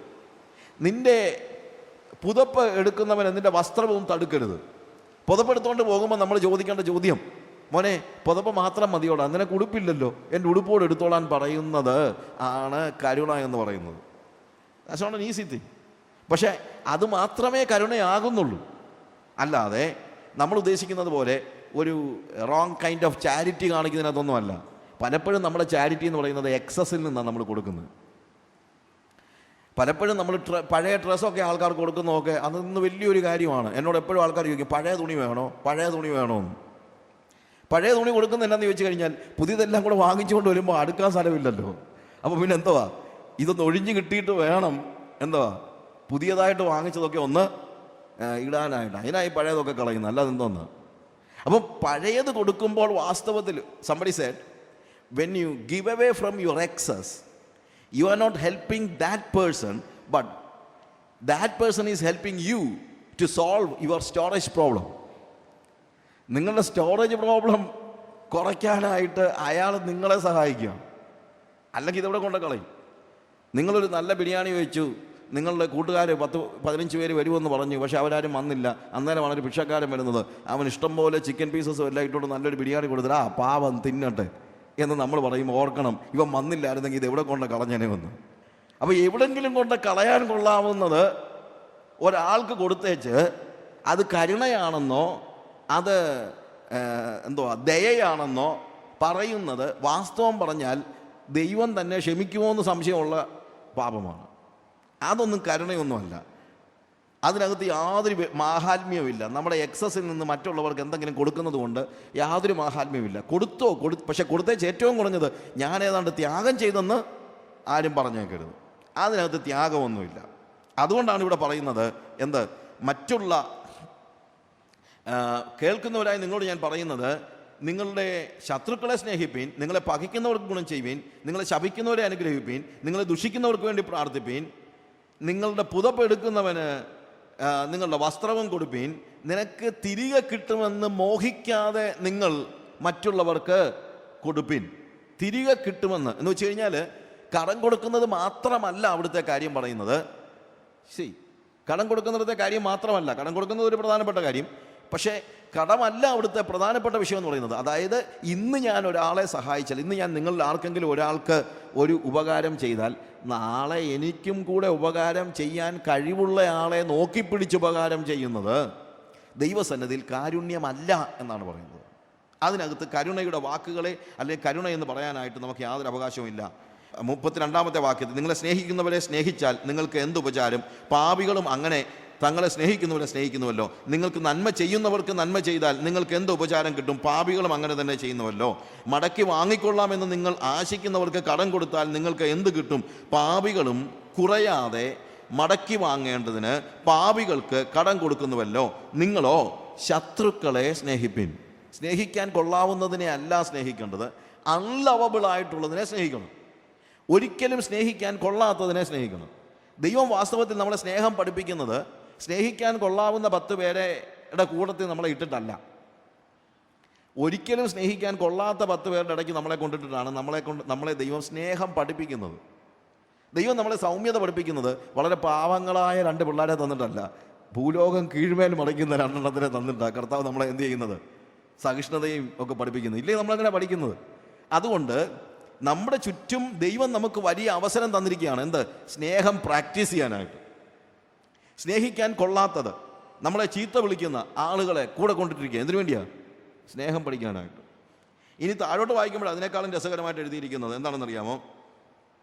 അവിടെ എഴുതിയിരിക്കുന്നത്, നിങ്ങളോ ശത്രുക്കളെ സ്നേഹിപ്പീൻ, അവർക്ക് നന്മ ചെയ്യുവീൻ, ഒന്നും പകരമിച്ഛിക്കാതെ കടം കൊടുപ്പീൻ, എന്നാൽ നിങ്ങളുടെ പ്രതിഫലം വളരെയാകും, നിങ്ങൾ അത്യുന്നതൻ്റെ മക്കൾ എന്ന് വിളിക്കപ്പെടും. ഈ ഭാഗത്തെക്കുറിച്ച് വീണ്ടും ഞാൻ പറയാൻ ഉദ്ദേശിക്കുന്നുണ്ട്. ഇവിടെ ഞാൻ പറയുന്നൊരു കാര്യമാണ്, എന്നാൽ നിങ്ങൾ അത്യുന്നതൻ്റെ മക്കൾ എന്ന് വിളിക്കപ്പെടും. എന്ത് ചെയ്താലാണ്? എക്സസിൽ നിന്ന് കൊടുക്കുമ്പോഴല്ല, ശത്രുക്കളെ സ്നേഹിക്കുമ്പോൾ. കരുണ കാണിക്കാൻ കഴിയാത്ത നിലയിൽ നമ്മളോട് വിരോധമായി ഇടപെടുന്നവരോട്, നമ്മളെ ശപിക്കുന്നവരോട്, നമുക്കെതിരെ കഥകൾ പറയുന്നവരോട്, നമ്മളെ ഉപദ്രവിക്കുന്നവരോട്, നമ്മളെ ചീത്ത വിളിക്കുന്നവരോട്, അവരോട് സ്നേഹം കാണിക്കുമ്പോൾ. എന്തുകൊണ്ടാണെന്നറിയാമോ? അതിൻ്റെ താഴെ പറയുന്ന വാക്കതാണ്. എന്ത്? എന്നാൽ നിങ്ങൾ അത്യുന്നതൻ്റെ മക്കളാകും, അവൻ നന്ദി കെട്ടവരോടും ദുഷ്ടന്മാരോടും ദയാലുവല്ലോ. നോക്ക്, അതാണ് പ്രത്യേകത. ദൈവത്തിൻ്റെ പ്രത്യേകത എന്താണ്? ദൈവം നന്ദി കെട്ടവരോടും ദുഷ്ടന്മാരോടും ദയാലുവല്ലോ. നമ്മൾ ആരോടാണപ്പോൾ നമ്മൾ ആരോടാണ് ദയാലുവാകേണ്ടത്? ആരോടാണ് നമ്മൾ കാരുണ്യം കാണിക്കേണ്ടത്? ആരോടാണെന്നാണ് പറഞ്ഞിരിക്കുന്നത്? ആരോടാ? നന്ദി കെട്ടവരോട്. അല്പം പ്രയാസമുള്ള കാര്യമാണ്. പലപ്പോഴും ഞാൻ ഉൾപ്പെടെ പറയുകയും കേൾക്കുകയും ചെയ്തിട്ടുള്ളൂ, പറഞ്ഞു കേട്ടിട്ടുള്ള മിക്കവാറും കേൾക്കുന്നൊരു കാര്യമാണ്, എൻ്റെ ബ്രദറെ എത്ര കൊടുത്തിട്ട് ഒരു കാര്യമില്ല, നന്ദിയില്ലാത്ത വർഗമാകട്ടോ, നന്ദി കാണിക്കത്തില്ല. അതിൻ്റെ അർത്ഥം എന്തുവാ? നമ്മൾ എന്ത് പ്രതീക്ഷിക്കുന്നുണ്ട്? കൊടുക്കുമ്പോഴെല്ലാം തിരിച്ച് കിട്ടിയില്ലെങ്കിലും വേണ്ടുകയില്ല, എന്താ വേണം? നന്ദി കാണിക്കണമെന്ന്. പക്ഷേ ദൈവത്തിൻ്റെ പ്രത്യേകത അവിടെ പറയുന്നത് എന്താണ്? അവൻ നന്ദി കെട്ടവരോടും ദുഷ്ടന്മാരോടും ദയാലുവല്ലോ. അപ്പോഴാണ് നിങ്ങൾ അത്യുന്നതൻ്റെ മക്കളാകുന്നത്. അങ്ങനെ നന്ദി കെട്ടവരോടും ദുഷ്ടന്മാരോടും ദയാലുവാകുമ്പോൾ മാത്രമേ നമുക്ക് എന്ത് ചെയ്യാൻ പറ്റുകയുള്ളൂ? അത്യുന്നതൻ്റെ പുത്രന്മാർ ആകുവാൻ കഴിയത്തുള്ളൂ. And your reward will be great. You will be sons of the Most High, for He is kind to the ungrateful and the selfish. നന്ദി കെട്ടവരോടും ദുഷ്ടന്മാരോടും എന്നുള്ള വാക്ക് RSVയിൽ ഉപയോഗിച്ചിരിക്കുന്ന സെൽഫിഷ് ആയിട്ടുള്ള ആളുകളോട്. നമുക്ക് സഹിക്കാൻ പറ്റാത്ത കാര്യമാണ് എന്ത്? സെൽഫിഷ്നെസ് എന്ന് പറയുന്നത്. നമ്മളൊക്കെ പറയും അവൻ എങ്ങനെങ്കിലും അവന് കാര്യം സാധിക്കണമെന്നല്ലാതെ, കണ്ടോ, അവൻ്റെ കാര്യം സാധിച്ചതിന് ശേഷം അവൻ തിരിഞ്ഞു നോക്കത്തില്ല. കണ്ടോ, നമ്മളെപ്പോഴും പറയുന്ന കാര്യമാണ്. പക്ഷേ കർത്താവ് എന്ത് ചെയ്യുന്നു? അവൻ്റെ കാര്യം സാധിക്കുന്നതിന് നമ്മളൊക്കെ അങ്ങനെ ഒരു കണക്കിന് പറഞ്ഞാൽ നമ്മളും ഇങ്ങനെ അല്ലയോ? നമ്മൾ കാര്യം സാധിക്കാൻ വേണ്ടി കർത്താവിൻ്റെ അടുത്ത് വന്നിട്ട് പിന്നെ തിരിഞ്ഞു നോക്കിയിട്ടുണ്ടോ? ഇല്ലല്ലോ. പിന്നെ എന്തിനാ ഈ മറ്റുള്ളവരെ കുറിച്ചൊക്കെ ഇത്ര വലിയ കുറ്റം പറയുന്നത്? അപ്പം നമ്മളോട് ഇവൻ കരുണ കാണിച്ചത് എന്തുകൊണ്ടാണ്? നമ്മൾ ഗ്രേറ്റ്ഫുൾ ആയതുകൊണ്ടൊന്നുമല്ല. നമ്മൾ സെൽഫിഷ് ആയപ്പോഴും കർത്താവ് എന്ത് ചെയ്തിട്ടുണ്ട്? നമ്മളോട് കരുണ കാണിച്ചിട്ടുണ്ട്. എന്ന് തന്നെയല്ല, ലോകത്തിലെ എല്ലാ സെൽഫിഷ് ആയിട്ടുള്ളവരെയും അവൻ ഈ ലോകത്തിൽ ജീവിക്കാൻ അനുവദിച്ചിട്ടുണ്ടല്ലോ. എല്ലാ ഈവിളായിട്ടുള്ള ദുഷ്ടന്മാരെയും, അൺഗ്രേറ്റ്ഫുൾ, ലോകത്തിൽ എത്ര പേരുണ്ട് കർത്താവിനോട് നന്ദിയുള്ളവർ? അവരുടെ ഒന്നും നോക്കുക, യേശു കർത്താവ് 10 കുഷ്ഠരോഗികളെ സൗഖ്യമാക്കി, ഒരുത്തൻ മാത്രം മടങ്ങി വന്നു. 9 പേര് സൗഖ്യമായ വഴിക്ക് പോയി. അവർ നന്ദിയില്ലാത്തവരായി പോയി. നന്ദിയില്ലാത്തവരായി പോയവരുടെ കുഷ്ഠരോഗം കർത്താവ് തിരിച്ചു കൊടുത്തോ? ഇല്ല. കാര്യം അവൻ എങ്ങനെയുള്ളവനാണ്? അവൻ നന്ദി കെട്ടവരോടും സ്വാർത്ഥന്മാരോടും ദയാലുവാണ്. അപ്പോൾ കരുണ കാണിക്കേണ്ടത് ആരോടാണ്? നമ്മളോട് നന്ദി കാണിക്കുന്നവരല്ല, നല്ല ആളുകളല്ല, അൺസെൽഫിഷ് ആയിട്ടുള്ളവരോടല്ല. അൺസെൽഫിഷ് ആയിട്ടുള്ള ഗ്രേറ്റ്ഫുൾ ആയിട്ടുള്ള ആളുകളോട് കരുണ കാണിക്കുന്നത് കരുണയേ അല്ല, അത് ബിസിനസ്സാണ്. ആരോടാണ് കരുണ കാണിക്കേണ്ടത്? നന്ദി കെട്ടവരോടും സെൽഫിഷ് ആയിട്ടുള്ളവരോടും നമുക്ക് കരുണ കാണിക്കാനായിട്ട് പറ്റും. അവർക്ക് കരുണ ലഭിക്കും. അങ്ങനെയാണ് നമ്മൾ അത്യുന്നതൻ്റെ പുത്രന്മാർ എന്ന് വിളിക്കപ്പെടുന്നത്. If you want to be a son, a child of the most high, the best way to gain that position എന്താണെന്നറിയാമോ? Start showing mercy to the ungrateful and the selfish. നമുക്ക് കർത്താവിൻ്റെ മക്കളായി വിളിക്കപ്പെടുവാൻ ആഗ്രഹിക്കുന്നെങ്കിൽ ഇന്ന് തൊട്ട് നമ്മളൊരു കാര്യം ചെയ്യണം. നന്ദി കെട്ടവരെ കണ്ടുപിടിച്ച് അവർക്ക് കരുണ കാണിക്കാൻ തുടങ്ങണം. നമ്മുടെ ചുറ്റും ഇഷ്ടംപോലെ EGR പീപ്പിളുണ്ട്, എക്സ്ട്രാ ഗ്രേസ് റിക്വയർഡ് പീപ്പിൾ. അവരുടെ അടുത്തോട്ട് ചെന്നിട്ട് നമ്മൾ എന്ത് ചെയ്യണം? നമ്മുടെ കയ്യിലുള്ള എക്സ്ട്രാ ഗ്രേസ് കാര്യം അവൻ എന്ത് ചെയ്തിരിക്കുകയാണ്? നമ്മളെ നന്മയും കരുണയും അണിയിച്ചിരിക്കുകയാണ്. നമ്മളെ അണിയിച്ചിരിക്കുന്ന കാര്യം നമ്മൾ അങ്ങോട്ട് കൊടുക്കണം. അവർക്ക് കരുണ ലഭിക്കും. നമ്മൾ സങ്കീർത്തനം 41:1, 18-ാം സങ്കീർത്തനത്തിൻ്റെ 25-ാം വാക്യത്തിൽ, മത്തായിയുടെ സുവിശേഷം 6:14, ഇവിടെ എല്ലാം നമ്മൾ കാണുന്ന, ഞാൻ വാക്യങ്ങൾ വായിക്കാതെ പറഞ്ഞു പോകുകയാണ്, ഇവിടെയൊക്കെ കാണുന്നത് അവൻ ദയാലുവോട് ദയാലുവാകുന്നതാണ്. നാം ദയ കാണിക്കുമ്പോൾ ദൈവം നമ്മളോടും ദയ കാണിക്കുന്നു. എളിയവനെ ആദരിക്കുന്ന മനുഷ്യൻ ഭാഗ്യവാൻ. കർത്താവ് അവനോട് കരുണ കാണിക്കുന്നു. ജീവിതത്തിൽ പ്രതിസന്ധികളിലായിരിക്കുന്ന ആളുകളോട് കരുണ കാണിക്കുന്നു. കർത്താവിൻ്റെ പ്രധാനപ്പെട്ട അനുഗ്രഹ വചനങ്ങളുടെ ഏറ്റവും പ്രധാനപ്പെട്ട കാര്യമാണ് കരുണയുള്ളവരായിരിക്കും. നമ്മൾ പ്രോവേർബ്സിനകത്ത് 19-ാം അധ്യായത്തിൻ്റെ 17-ാം വാക്യം വായിക്കുമ്പോൾ, അനാഥർക്കും വിധവമാർക്കും വായ്പ കൊടുക്കുന്നവൻ ദൈവത്തിന് വായ്പ കൊടുക്കുന്നതാണ് പറഞ്ഞിരിക്കുന്നത്. What does it mean? നമ്മൾ കാണിക്കുന്ന കരുണ പലിശ സഹിതം ദൈവം എന്ത് ചെയ്യും? നമുക്ക് മടക്കി തരുമെന്നാണ് പറഞ്ഞത്.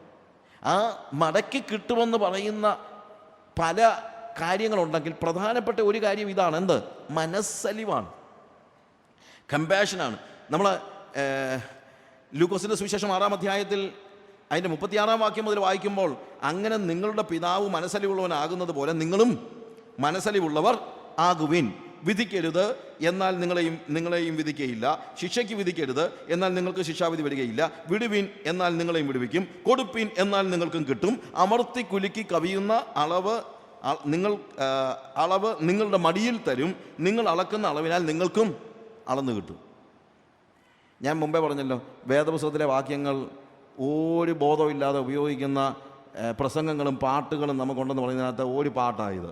കോട് നിനക്ക് നൽകപ്പെടും, അമർത്തി കുലുക്കി കവിയുന്ന അളവ് നിൻ്റെ മടി കിട്ടും. എപ്പോഴാണ് പാടുന്നറിയാമോ? സ്വത്രാഴ്ച എടുക്കുമ്പോൾ പാടേണ്ട പാട്ടല്ല അത്. കാര്യം ഇവിടെ സ്വത്രാഴ്ച ഇടുന്ന കാര്യമൊന്നും പറഞ്ഞിട്ടില്ല. ഉണ്ടോ? ഇവിടെ പറഞ്ഞിരിക്കുന്നത് എന്താ? അല്ലെങ്കിൽ തന്നെ ഞാൻ ആലോചിച്ചിട്ടുണ്ട്, ചിലപ്പോൾ ആളുകളൊക്കെ നിങ്ങളുടെ കയ്യിൽ ഏറ്റവും വലിയ നോട്ട് എടുത്താട്ടെ ഇന്ന് രാത്രിയിൽ, ഇന്ന് കൊണ്ടുവന്നുള്ള ഏറ്റവും വലിയ നോട്ട് എന്തിനാ ഇതിനകത്തിടുക? ആർക്ക് കൊടുക്കുക? കർത്താവിനിടുക. കർത്താവിനൊന്നുമല്ല, ഈ പറയുന്ന പാർട്ടിക്ക്, അല്ലാതെ വേറെ ആർക്കുമല്ല. അതങ്ങോട്ട് ഇട്ട് കഴിഞ്ഞാൽ എന്തോ കിട്ടും? 100 മടങ്ങ് കർത്താവ് മടക്കി തരാൻ പോകുകയാണ്. ഞാൻ ചോദിച്ചോട്ടെ, 100 മടങ്ങ് ഇതെന്തോ? കർത്താവ് എന്നെ മുച്ചിട്ടുകളിക്കാരൻ പോലും ഇരട്ടി തരാമെന്നാണ് പറയുന്നുണ്ട്. ഈ രാജാവേ 1 വെച്ചാൽ 2 കിട്ടും. നമ്മൾ പറയും എന്തോ പറയുന്നത്? 100 മടങ്ങ്. എൻ്റെ ചോദ്യം, പല മടങ്ങ് മടക്കി കിട്ടുമെന്ന് പറഞ്ഞ് ഗാംബിൾ ചെയ്യുകയാണോ നിങ്ങൾ കർത്താവിന് കൊടുക്കുമ്പോൾ ചെയ്യുന്നത്? അതിനകത്ത് വല്ല അനുഗ്രഹവും നിങ്ങൾ കാണുന്നുണ്ടോ? അത് തന്നെയല്ല, എനിക്ക് കിട്ടണമെന്ന് വെച്ച് നിങ്ങൾ കൊടുത്തു കഴിഞ്ഞാൽ നിങ്ങളോളം ദ്രവ്യാഗ്രഹി ആരാ ഉള്ളത്? എന്തോരം വികലമായ ചിന്തകളാണ്, എന്തോരം വികലമായ പഠിപ്പിക്കലുകളാണ് നമ്മുടെ സഭകളിൽ വാസ്തവത്തിൽ നടന്നുകൊണ്ടിരിക്കുന്നത്. നിങ്ങൾ കൊടുക്കുക, നിങ്ങൾക്ക് 100 മടങ്ങ് കർത്താവ് മടക്കി കിട്ടും, ഇട് എന്ന് പറഞ്ഞു കഴിഞ്ഞാൽ നമ്മൾ വാസ്തവത്തിൽ ദൈവികതയുടെ ഏതെങ്കിലും ഒരു അംശമെങ്കിലും ഈ മനുഷ്യൻ്റെ മനസ്സിലേക്ക് കയറ്റുന്നുണ്ടോ, അതോ ദ്രവ്യാഗ്രഹമാണോ കയറ്റുന്നത്? What is it? ഇവിടെ എന്താണ് മടക്കി കിട്ടുമെന്ന് പറയുന്നത്? കൊട്, നിനക്ക് നൽകപ്പെടും, അമർത്തി കുലുക്കി കവിയുന്ന അളവ് നിന്റെ മടിയിൽ തരുമെന്ന് പറഞ്ഞിരിക്കുന്നത് എന്താണെന്നറിയാമോ? മനസ്സലിവിനെ കുറിച്ചാണ്. നിങ്ങളുടെ സ്വർഗസ്ഥ പിതാവ് മനസ്സലിവുള്ളവനാകയാൽ നിങ്ങളും എങ്ങനെയായിരിക്കും? മനസ്സലിവുള്ളവർ ആകുവിൻ. വിധിക്കരുത്, എന്നാൽ നിങ്ങളെയും വിധിക്കുകയില്ല. ശിക്ഷയ്ക്ക് വിധിക്കരുത്, എന്നാൽ നിങ്ങൾക്ക് ശിക്ഷാവിധി ഉണ്ടാവുകയില്ല. നിങ്ങൾ കാണിക്കേണ്ടത് മനസ്സലിവാണ്. വിടുവിൻ, എന്നാൽ നിങ്ങളും വിടുവിക്കും. കൊടുപ്പിൻ, എന്നാൽ നിങ്ങൾക്ക് കിട്ടും. അമർത്തി കുലുക്കി കവിയുന്ന അളവ് നിങ്ങളുടെ മടിയിൽ തരും. നിങ്ങൾ അളക്കുന്ന അളവിനാൽ നിങ്ങൾക്കും അളന്നു കിട്ടും. നിങ്ങൾ എത്ര മനസ്സലിവ് കാണിക്കുമോ അത്രയും മനസ്സലിവ് നിങ്ങൾക്ക് കിട്ടും. മനസ്സലിവിനെ കുറിച്ച് പറയുന്ന പാസേജാണ് പണം മാത്രം മുന്നിൽ കണ്ടുകൊണ്ട് നമ്മൾ എടുത്തുപയോഗിക്കുന്ന വികലമായിട്ട് വേദപുസ്തകത്തെ വ്യാഖ്യാനിക്കുകയും പാടുകയും ചെയ്യുമ്പോൾ സംഭവിക്കുന്നത്. വേദപുസ്തകത്തിൻ്റെ ഒരു സിസ്റ്റം തന്നെ നമ്മൾ തെറ്റിച്ച് കളഞ്ഞിരിക്കുകയാണ്. കർത്താവിൻ്റെ ഉപദേശങ്ങളിലൊന്നും ഇങ്ങനെ ശരിക്കും പറഞ്ഞു കഴിഞ്ഞാൽ അങ്ങനെ ഒരു ഉപദേശം ശരിക്കും ഇല്ല. 100 മടങ്ങ്. ഇപ്പോൾ ഇന്നലെ ആണെങ്കിലും ഞങ്ങൾ സംസാരിച്ച കൂടുതൽ പറഞ്ഞു, കർത്താവ് പറഞ്ഞു, എൻ്റെ നിമിത്തവും ദൈവരാജ്യ നിമിത്തവും എന്തെങ്കിലും വിട്ടിട്ടുണ്ടെങ്കിൽ നിങ്ങൾക്ക് 100 മടങ്ങ് ഇവിടെ പ്രതിഫലം കിട്ടുമെന്ന് പറഞ്ഞിട്ടില്ലേ? വലിയൊരു ബ്ലെസ്സിങ്. ശരിക്കും പറഞ്ഞാൽ അത് ബ്ലെസ്സിങ് അല്ല. അവിടെ പറയുന്ന ഒരു പ്രത്യേകമായ സാഹചര്യത്തിലാണ്. ഭയങ്കര ഒരു ശാസനയാണ് കർത്താവ് പത്രോസിനോട് പറയുന്നത്. അനുഗ്രഹം പറയുകയല്ല, ഒരു ശാസന. എന്താണെന്നറിയാമോ? അതിന് മുകളിലത്തെ പാസേജിലാണ് നമ്മൾ കാണുന്നത്, ധനികനായ യുവാവ് വന്നിട്ട് കർത്താവിനെ അനുകരിക്കാനായിട്ട് ആഗ്രഹിച്ചിട്ടും അവൻ ഏറിയ ധനമുള്ളവനായതുകൊണ്ട് എന്തു ചെയ്തു? മടങ്ങിപ്പോയി കഴിഞ്ഞപ്പോൾ പത്രോസ് എഴുന്നേറ്റ് ചോദിക്കുകയാണ്, കർത്താവേ, ഞങ്ങൾ അവനെ പോലെ അല്ലല്ലോ, ഞങ്ങൾ സകലവും വിട്ട് നിന്നെ അനുഗമിച്ച് ഞങ്ങൾക്ക് എന്ത് കിട്ടും? ഞാൻ പറയട്ടെ, പണം കൂടുതലുള്ളത് കൊണ്ട് മടങ്ങിപ്പോയ ധനികനായ യുവാവും പണം ഇല്ലാത്തത് കിട്ടാൻ ആഗ്രഹിക്കുന്ന ഈ പത്രോസും ഒരുപോലെ ദ്രവ്യാഗ്രഹികളാണ്. നമ്മുടെയൊക്കെ ചിന്ത കാശുകാർക്ക് മാത്രമേ ദ്രവ്യാഗ്രഹമുള്ളെന്നാണ്. ദ്രവ്യാഗ്രഹം പണക്കാർക്കുമുണ്ട്, ദരിദ്രർക്കുമുണ്ട്. ഉള്ളത് പോകരുതെന്ന് ചിന്തിക്കുന്നവനും ദ്രവ്യാഗ്രഹിയാണ്, ഇല്ലാത്തത് വേണമെന്ന് ആഗ്രഹിക്കുന്നവനും എന്ത് തന്നെയാണ്? ദ്രവ്യാഗ്രഹിയാണ്. രണ്ടുപേരുടെയും തെറ്റൊന്ന് തന്നെയാണ്. പത്രോസിനോട് ചങ്ക് പൊട്ടി കർത്താവ് പറയുന്നൊരു കാര്യം, മോനെ, ഞാൻ നിന്നെ വിളിച്ചപ്പോൾ നീ ഒന്നും ചോദിച്ചില്ലല്ലോടാ, ഇപ്പോഴാണല്ലോ നീ ചോദിക്കുന്നത്. എന്ത്? ഞങ്ങൾക്ക് എന്ത് കിട്ടും? നീ ചോദിച്ചുകൊണ്ട് പറയാം. നീ ചോദിച്ചത് കൊണ്ട്, നീ ഡിമാൻഡ് ചെയ്തുകൊണ്ട് നീ ചോദിക്കുന്നത് തരും, 100 മടങ്ങ് തരും. പക്ഷേ അതിനോട് ചേർന്നൊരു വാക്ക് പറയാണ്, മുമ്പന്മാർ പിമ്പന്മാരും പിമ്പന്മാർ മുമ്പന്മാരുമാകും. ശാസനയുടെ ഒരു പാസേജ് അത്, അല്ലാതെ ബ്ലെസ്സിങ്ങിൻ്റെ പാസേജ് അല്ല അത്. ഒരു ശാസനയുടെ പാസേജ് എടുത്താണ് ഒരു അനുഗ്രഹത്തിൻ്റെ പാസേജായിട്ട് നമ്മളിന്ന് പഠിപ്പിക്കുന്നതെന്നാണ് ഇതിൻ്റെ പ്രശ്നം. ഞാൻ പറഞ്ഞു, നിങ്ങൾ ഗ്രഹിക്കുന്നു എന്ന് ഞാൻ ചിന്തിക്കുന്നു. പത്രോസിനെ ശാസിക്കുവാൻ നമ്മൾ ചില പറയുമല്ലോ, ഞാൻ ഇതനുസരിച്ചാണെങ്കിൽ, നിങ്ങൾ പറയുന്ന ഈ പ്രസംഗത്തിൻ്റെ അല്ലെങ്കിൽ നിങ്ങൾ കേൾക്കുന്ന ഈ പ്രസംഗത്തിൻ്റെ അനുസരിച്ചാണെങ്കിൽ ധൂർത്തുപുത്രൻ വളരെ അനുഗ്രഹിക്കപ്പെട്ടവനാണ്. കാര്യം എന്താ? അവൻ്റെ അപ്പൻ അവൻ എല്ലാ സ്വത്തിൻ്റെയും പകുതി കൊടുത്തു. ഹോ, പ്രൈസ് ദ ലോർഡ്. അവൻ എന്ത് അനുഗ്രഹിക്കപ്പെട്ട വ്യക്തി. അനുഗ്രഹമാണോ അവൻ്റെ സമ്പത്ത് കിട്ടിയത്? നിങ്ങൾ ചിന്തിക്കുന്നുണ്ടോ? ധൂർത്തുപുത്രന് അപ്പൻ സ്വത്ത് പകുത്തു കൊടുത്തത് അനുഗ്രഹമാണെന്ന് നിങ്ങൾ ചിന്തിക്കുന്നുണ്ടോ? ഇല്ല. എന്തുകൊണ്ട്? അവൻ ഡിമാൻഡ് ചെയ്തു, അപ്പാ, എനിക്ക് വരേണ്ടുന്ന പങ്ക് എനിക്ക് തരണം. ഡിമാൻഡ് ചെയ്തപ്പോൾ അപ്പൻ പറഞ്ഞു, യെസ്, എടുത്തോ. ചങ്ക് പൊട്ടിയാ പറയുന്നത്, എടുത്തോളാൻ പറയുന്നത്, അല്ലാതെ അവന് കൊടുക്കാതിരിക്കാനൊന്നും അല്ല. എന്താണ് അപ്പൻ്റെ സ്വത്ത് പോകുന്നതിൻ്റെ ഇതല്ല, അവൻ എന്നെ വേണ്ടാലോ, എൻ്റെ സമ്പത്ത് മതിയല്ലോ. അവൻ പറഞ്ഞില്ല, അപ്പാ പകുതി വാങ്ങിച്ചിട്ട് ചേട്ടനെ അങ്ങ് മാറ്റി വിട്ടായിരുന്നു, നമുക്ക് ഒരുമിച്ച് എവിടെയെങ്കിലും പോയി താമസിക്കാമെന്നാണ് അവൻ പറഞ്ഞത്. അല്ല, അവൻ അപ്പനെ വേണ്ട. എന്ത് മതി? അപ്പൻ്റെ സ്വത്ത് മതി. അതിൽ ചങ്ക് പൊട്ടിയാണ് അപ്പൻ അവന് സ്വത്ത് വിഭാഗിച്ചു കൊടുക്കുന്നത്. ഇതേപോലെ തന്നെ യേശു കർത്താവിനോട് പത്രോസ്, ഞങ്ങൾ സകലവും വിട്ട് നിന്നെ അനുഗമിച്ചു, ഞങ്ങൾക്ക് എന്ത് കിട്ടുമെന്ന് ചോദിക്കുമ്പോൾ ഈ ധൂർത്തുപുത്രനോട് അപ്പൻ പറയുന്നത് പോലെ അതിന് സമാനമായ ഒരു വാക്കാ കർത്താവ് പറയുന്നത്. ശരി, എന്തോ കിട്ടുമെന്ന് ചോദിച്ചാൽ കിട്ടും. ദൈവം ആർക്കും കടക്കാരനൊന്നുമല്ല. എടാ, നീ എൻ്റെ പുറകെ വന്നതിന് നാളെ നീ പറയരുത് അവൻ്റെ പുറകെ വന്നു കഴിഞ്ഞ് എനിക്കെല്ലാം നഷ്ടപ്പെട്ടെന്ന്. നിനക്ക് 100 മടങ്ങ് നന്നേക്കാം. അനുഗ്രഹവചനമല്ല, ശാസനയുടെ വചനമാണ്. ഇതുകൊണ്ടാണ് ഞാൻ പറഞ്ഞത്, നമ്മൾ ദൈവവചനം ഉപയോഗിക്കുമ്പോൾ എന്ത് കോണ്ടെക്സ്റ്റിലാണ്, ഏത് രീതിയിലാണ് ഈ കാര്യങ്ങൾ പറഞ്ഞിരിക്കുന്നതെന്ന് അറിഞ്ഞിട്ട് വേണം നിങ്ങൾ അതിനെ പാടിപ്പുകഴ്ത്താനായിട്ട്. തെറ്റായിട്ട് ആരെങ്കിലും ഒരാൾ പറഞ്ഞാൽ ഉടനെ ഞാനവരെ അങ്ങ് ക്രൂശിക്കുമൊന്നുമല്ല. പക്ഷെ വേറെ കാര്യമുണ്ട്, കേൾക്കുന്ന നിങ്ങൾ ബെറിയൻ ക്രിസ്ത്യൻസിനെ പോലെ അത് അങ്ങനെ തന്നെയോ എന്ന് ഒന്ന് ശോധന ചെയ്യണം. ഓരോ പുതിയ പാട്ടിറങ്ങുമ്പോഴും അതും പാടി എൻ്റെ അധ്വാന ഫലം ഞാൻ തന്നെ തിന്നുമെന്ന് പറഞ്ഞുകൊണ്ടൊന്നും പോയേക്കല്ല്. അങ്ങനെ തന്നെ തിന്നാനുള്ളതല്ല. അനുഗ്രഹത്തിൻ്റെയും ശാപത്തിൻ്റെയും വചനങ്ങൾ പഴയ നിയമത്തിൽ കൊടുക്കുമ്പോൾ നിങ്ങളൊരു കാര്യം ഓർക്കണം. ദൈവം ഇസ്രായേൽ മക്കൾക്ക് കൽപ്പന കൊടുക്കുമ്പോൾ അനുഗ്രഹവും ശാപവും പറയുന്നില്ല. കൽപ്പന കൊടുക്കുമ്പോൾ കൽപ്പന കൊടുക്കുന്നതേ ഉള്ളൂ. എന്നാൽ അതനുസരിക്കാൻ മനസ്സില്ലാത്ത ദുശാഠ്യമുള്ള ജനത്തോടാണ് പറയുന്നത് ഇത് അനുസരിച്ചാൽ അനുഗ്രഹം, അനുസരിച്ചില്ലെങ്കിൽ ശാപം എന്ന് പറയുന്നത്. കാരണം നമ്മൾ ദുശാഠ്യമുള്ള ജനമാണ്, അനുസരിക്കാത്ത ജനങ്ങൾ. നമ്മുടെ വീട്ടിൽ പിള്ളേരാണെങ്കിലും എന്തെങ്കിലും കാര്യം പറഞ്ഞാൽ ഉടനെ തന്നെ ഓടിപ്പോയി ചെയ്യുന്ന പിള്ളേരോട് നമ്മൾ പറയുമോ, മോനെ നീ അത് ചെയ്താൽ ഇന്നത് തരാമെന്നും നീ ചെയ്തില്ലെങ്കിൽ ഇതിനെ അടിക്കുമെന്നും പറയുമോ? ഒന്നുമില്ല. അപ്പനോടും അമ്മയോടും സ്നേഹമുള്ള പിള്ളേരാണെങ്കിൽ അടി കിട്ടാതിരിക്കാനും മുട്ടായി കിട്ടുന്നത് കൊണ്ടും ഒന്നുമല്ല അനുസരിക്കുന്നത്, അപ്പനോടും അമ്മയോടുള്ള സ്നേഹം കൊണ്ടാണ് അനുസരിക്കുന്നത്. അപ്പനോടും അമ്മയോടും സ്നേഹമില്ലാത്ത പിള്ളേർ അനുസരിക്കാൻ മടിക്കുമ്പോഴാണ് പറയുന്നത്, എടാ കാറൊന്ന് കഴുകടാ, ഞാൻ നിനക്ക് 10 രൂപ തരാമെന്ന് പറയുന്നത്. നിങ്ങളുടെ പിള്ളേർ കാറ് കഴുകുന്നതിന് 10 രൂപ കൊടുക്കുന്നത് നിർത്തുക. അവൻ്റെയും കൂടെ കാറാണെന്ന് അവന് തോന്നണമല്ലോ. ഇത് ലോകത്തിൻ്റെ സിസ്റ്റമാണ് നമ്മൾ ഈ പിള്ളേരെ പഠിപ്പിക്കുന്നത്. നീ പണിയെടുത്താൽ നിനക്ക് കാശ്. അപ്പനോട് അവൻ ആദ്യം ബിസിനസ് പഠിക്കുന്നത്, കാറ് കഴുകി കാശ് വാങ്ങിക്കുന്നത്. അവൻ്റെ കാറല്ലേ, അവനെന്ന ബിലോങ്ങിങ്നെസ് തോന്നാത്തത്? അത് മോശമായിട്ട് കിടക്കുമ്പോൾ അവൻ എന്തുകൊണ്ടാണ് പോയി കഴുകാത്തത്? ഇതേപോലെ തന്നെയാണ് ആത്മീയതയുടെ കാര്യവും.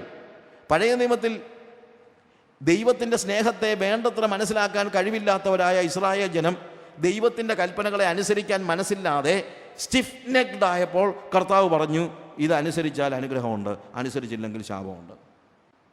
പുതിയ നിയമത്തിൽ കാൽവറി ക്രൂശിൽ തൂങ്ങിയാടുന്ന യേശു കർത്താവിൻ്റെ സ്നേഹത്തെ കണ്ടിട്ടുള്ള ഒരു പുതിയ നിയമ വിശ്വാസിക്ക് നീ അനുസരിച്ചാൽ അനുഗ്രഹമുണ്ട്, ഇല്ല ശാപം വരുമെന്ന് പറഞ്ഞാലേ അനുസരിക്കത്തുള്ളെങ്കിൽ അയ്യോ കഷ്ടം എന്നല്ലാതെ എന്താ പറയേണ്ടത്? You are A stiff necked people. നിങ്ങൾ ദുശാഠ്യമുള്ള ജനമായതുകൊണ്ടാണ് ഈ അനുഗ്രഹത്തിൻ്റെയും ശാപത്തിൻ്റെയും പാട്ട് കേൾക്കേണ്ടി വരുന്നത്. അല്ലെങ്കിൽ അനുസരിക്കാൻ നിങ്ങൾക്ക് കർത്താവിൻ്റെ സ്നേഹം മാത്രം മതി.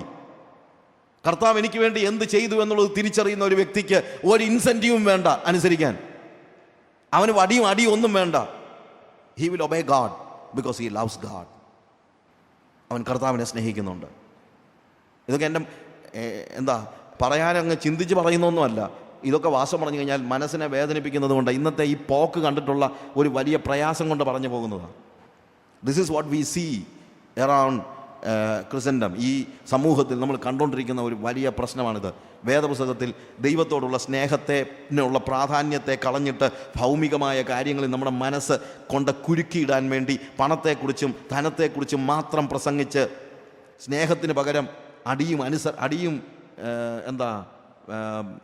പിടിയും അതുപോലെ പ്രതിഫലവും ഒക്കെ പറഞ്ഞുകൊണ്ട് നമ്മളെ കൊണ്ട് ഓരോ കാര്യങ്ങൾ ചെയ്യിക്കുന്നത്. Why can't you just obey God without looking for a promise?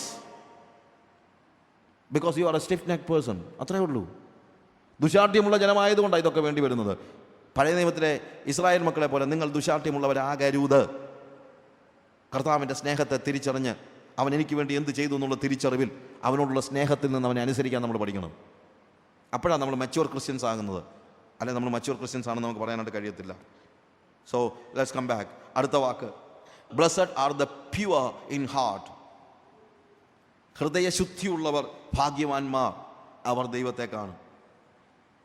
ആത്മാവിൽ ദരിദ്രരായവർ ഭാഗ്യവാന്മാർ. Blessed are the poor in spirit. ഇവിടെ പറയുന്നത് എന്താണെന്നറിയാമോ? Blessed are the pure in heart. ആത്മാവിലെ ദാരിദ്ര്യം നമുക്ക് അത്യന്താപേക്ഷിതമാണ്. അതുപോലെ ഹൃദയത്തിലെ പ്യൂരിറ്റിയും നമുക്ക് അത്യന്താപേക്ഷിതമാണ്. Blessed are the pure in spirit. Purity.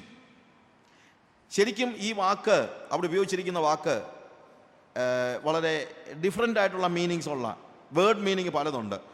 One is simply clean, soil clothes which have been washed and clean. അതാണ് ഒരു ഫസ്റ്റ് അർത്ഥം എന്ന് പറയുന്നത്. നമ്മൾ മുഷിഞ്ഞ വസ്ത്രം എന്ത് ചെയ്യുന്നു?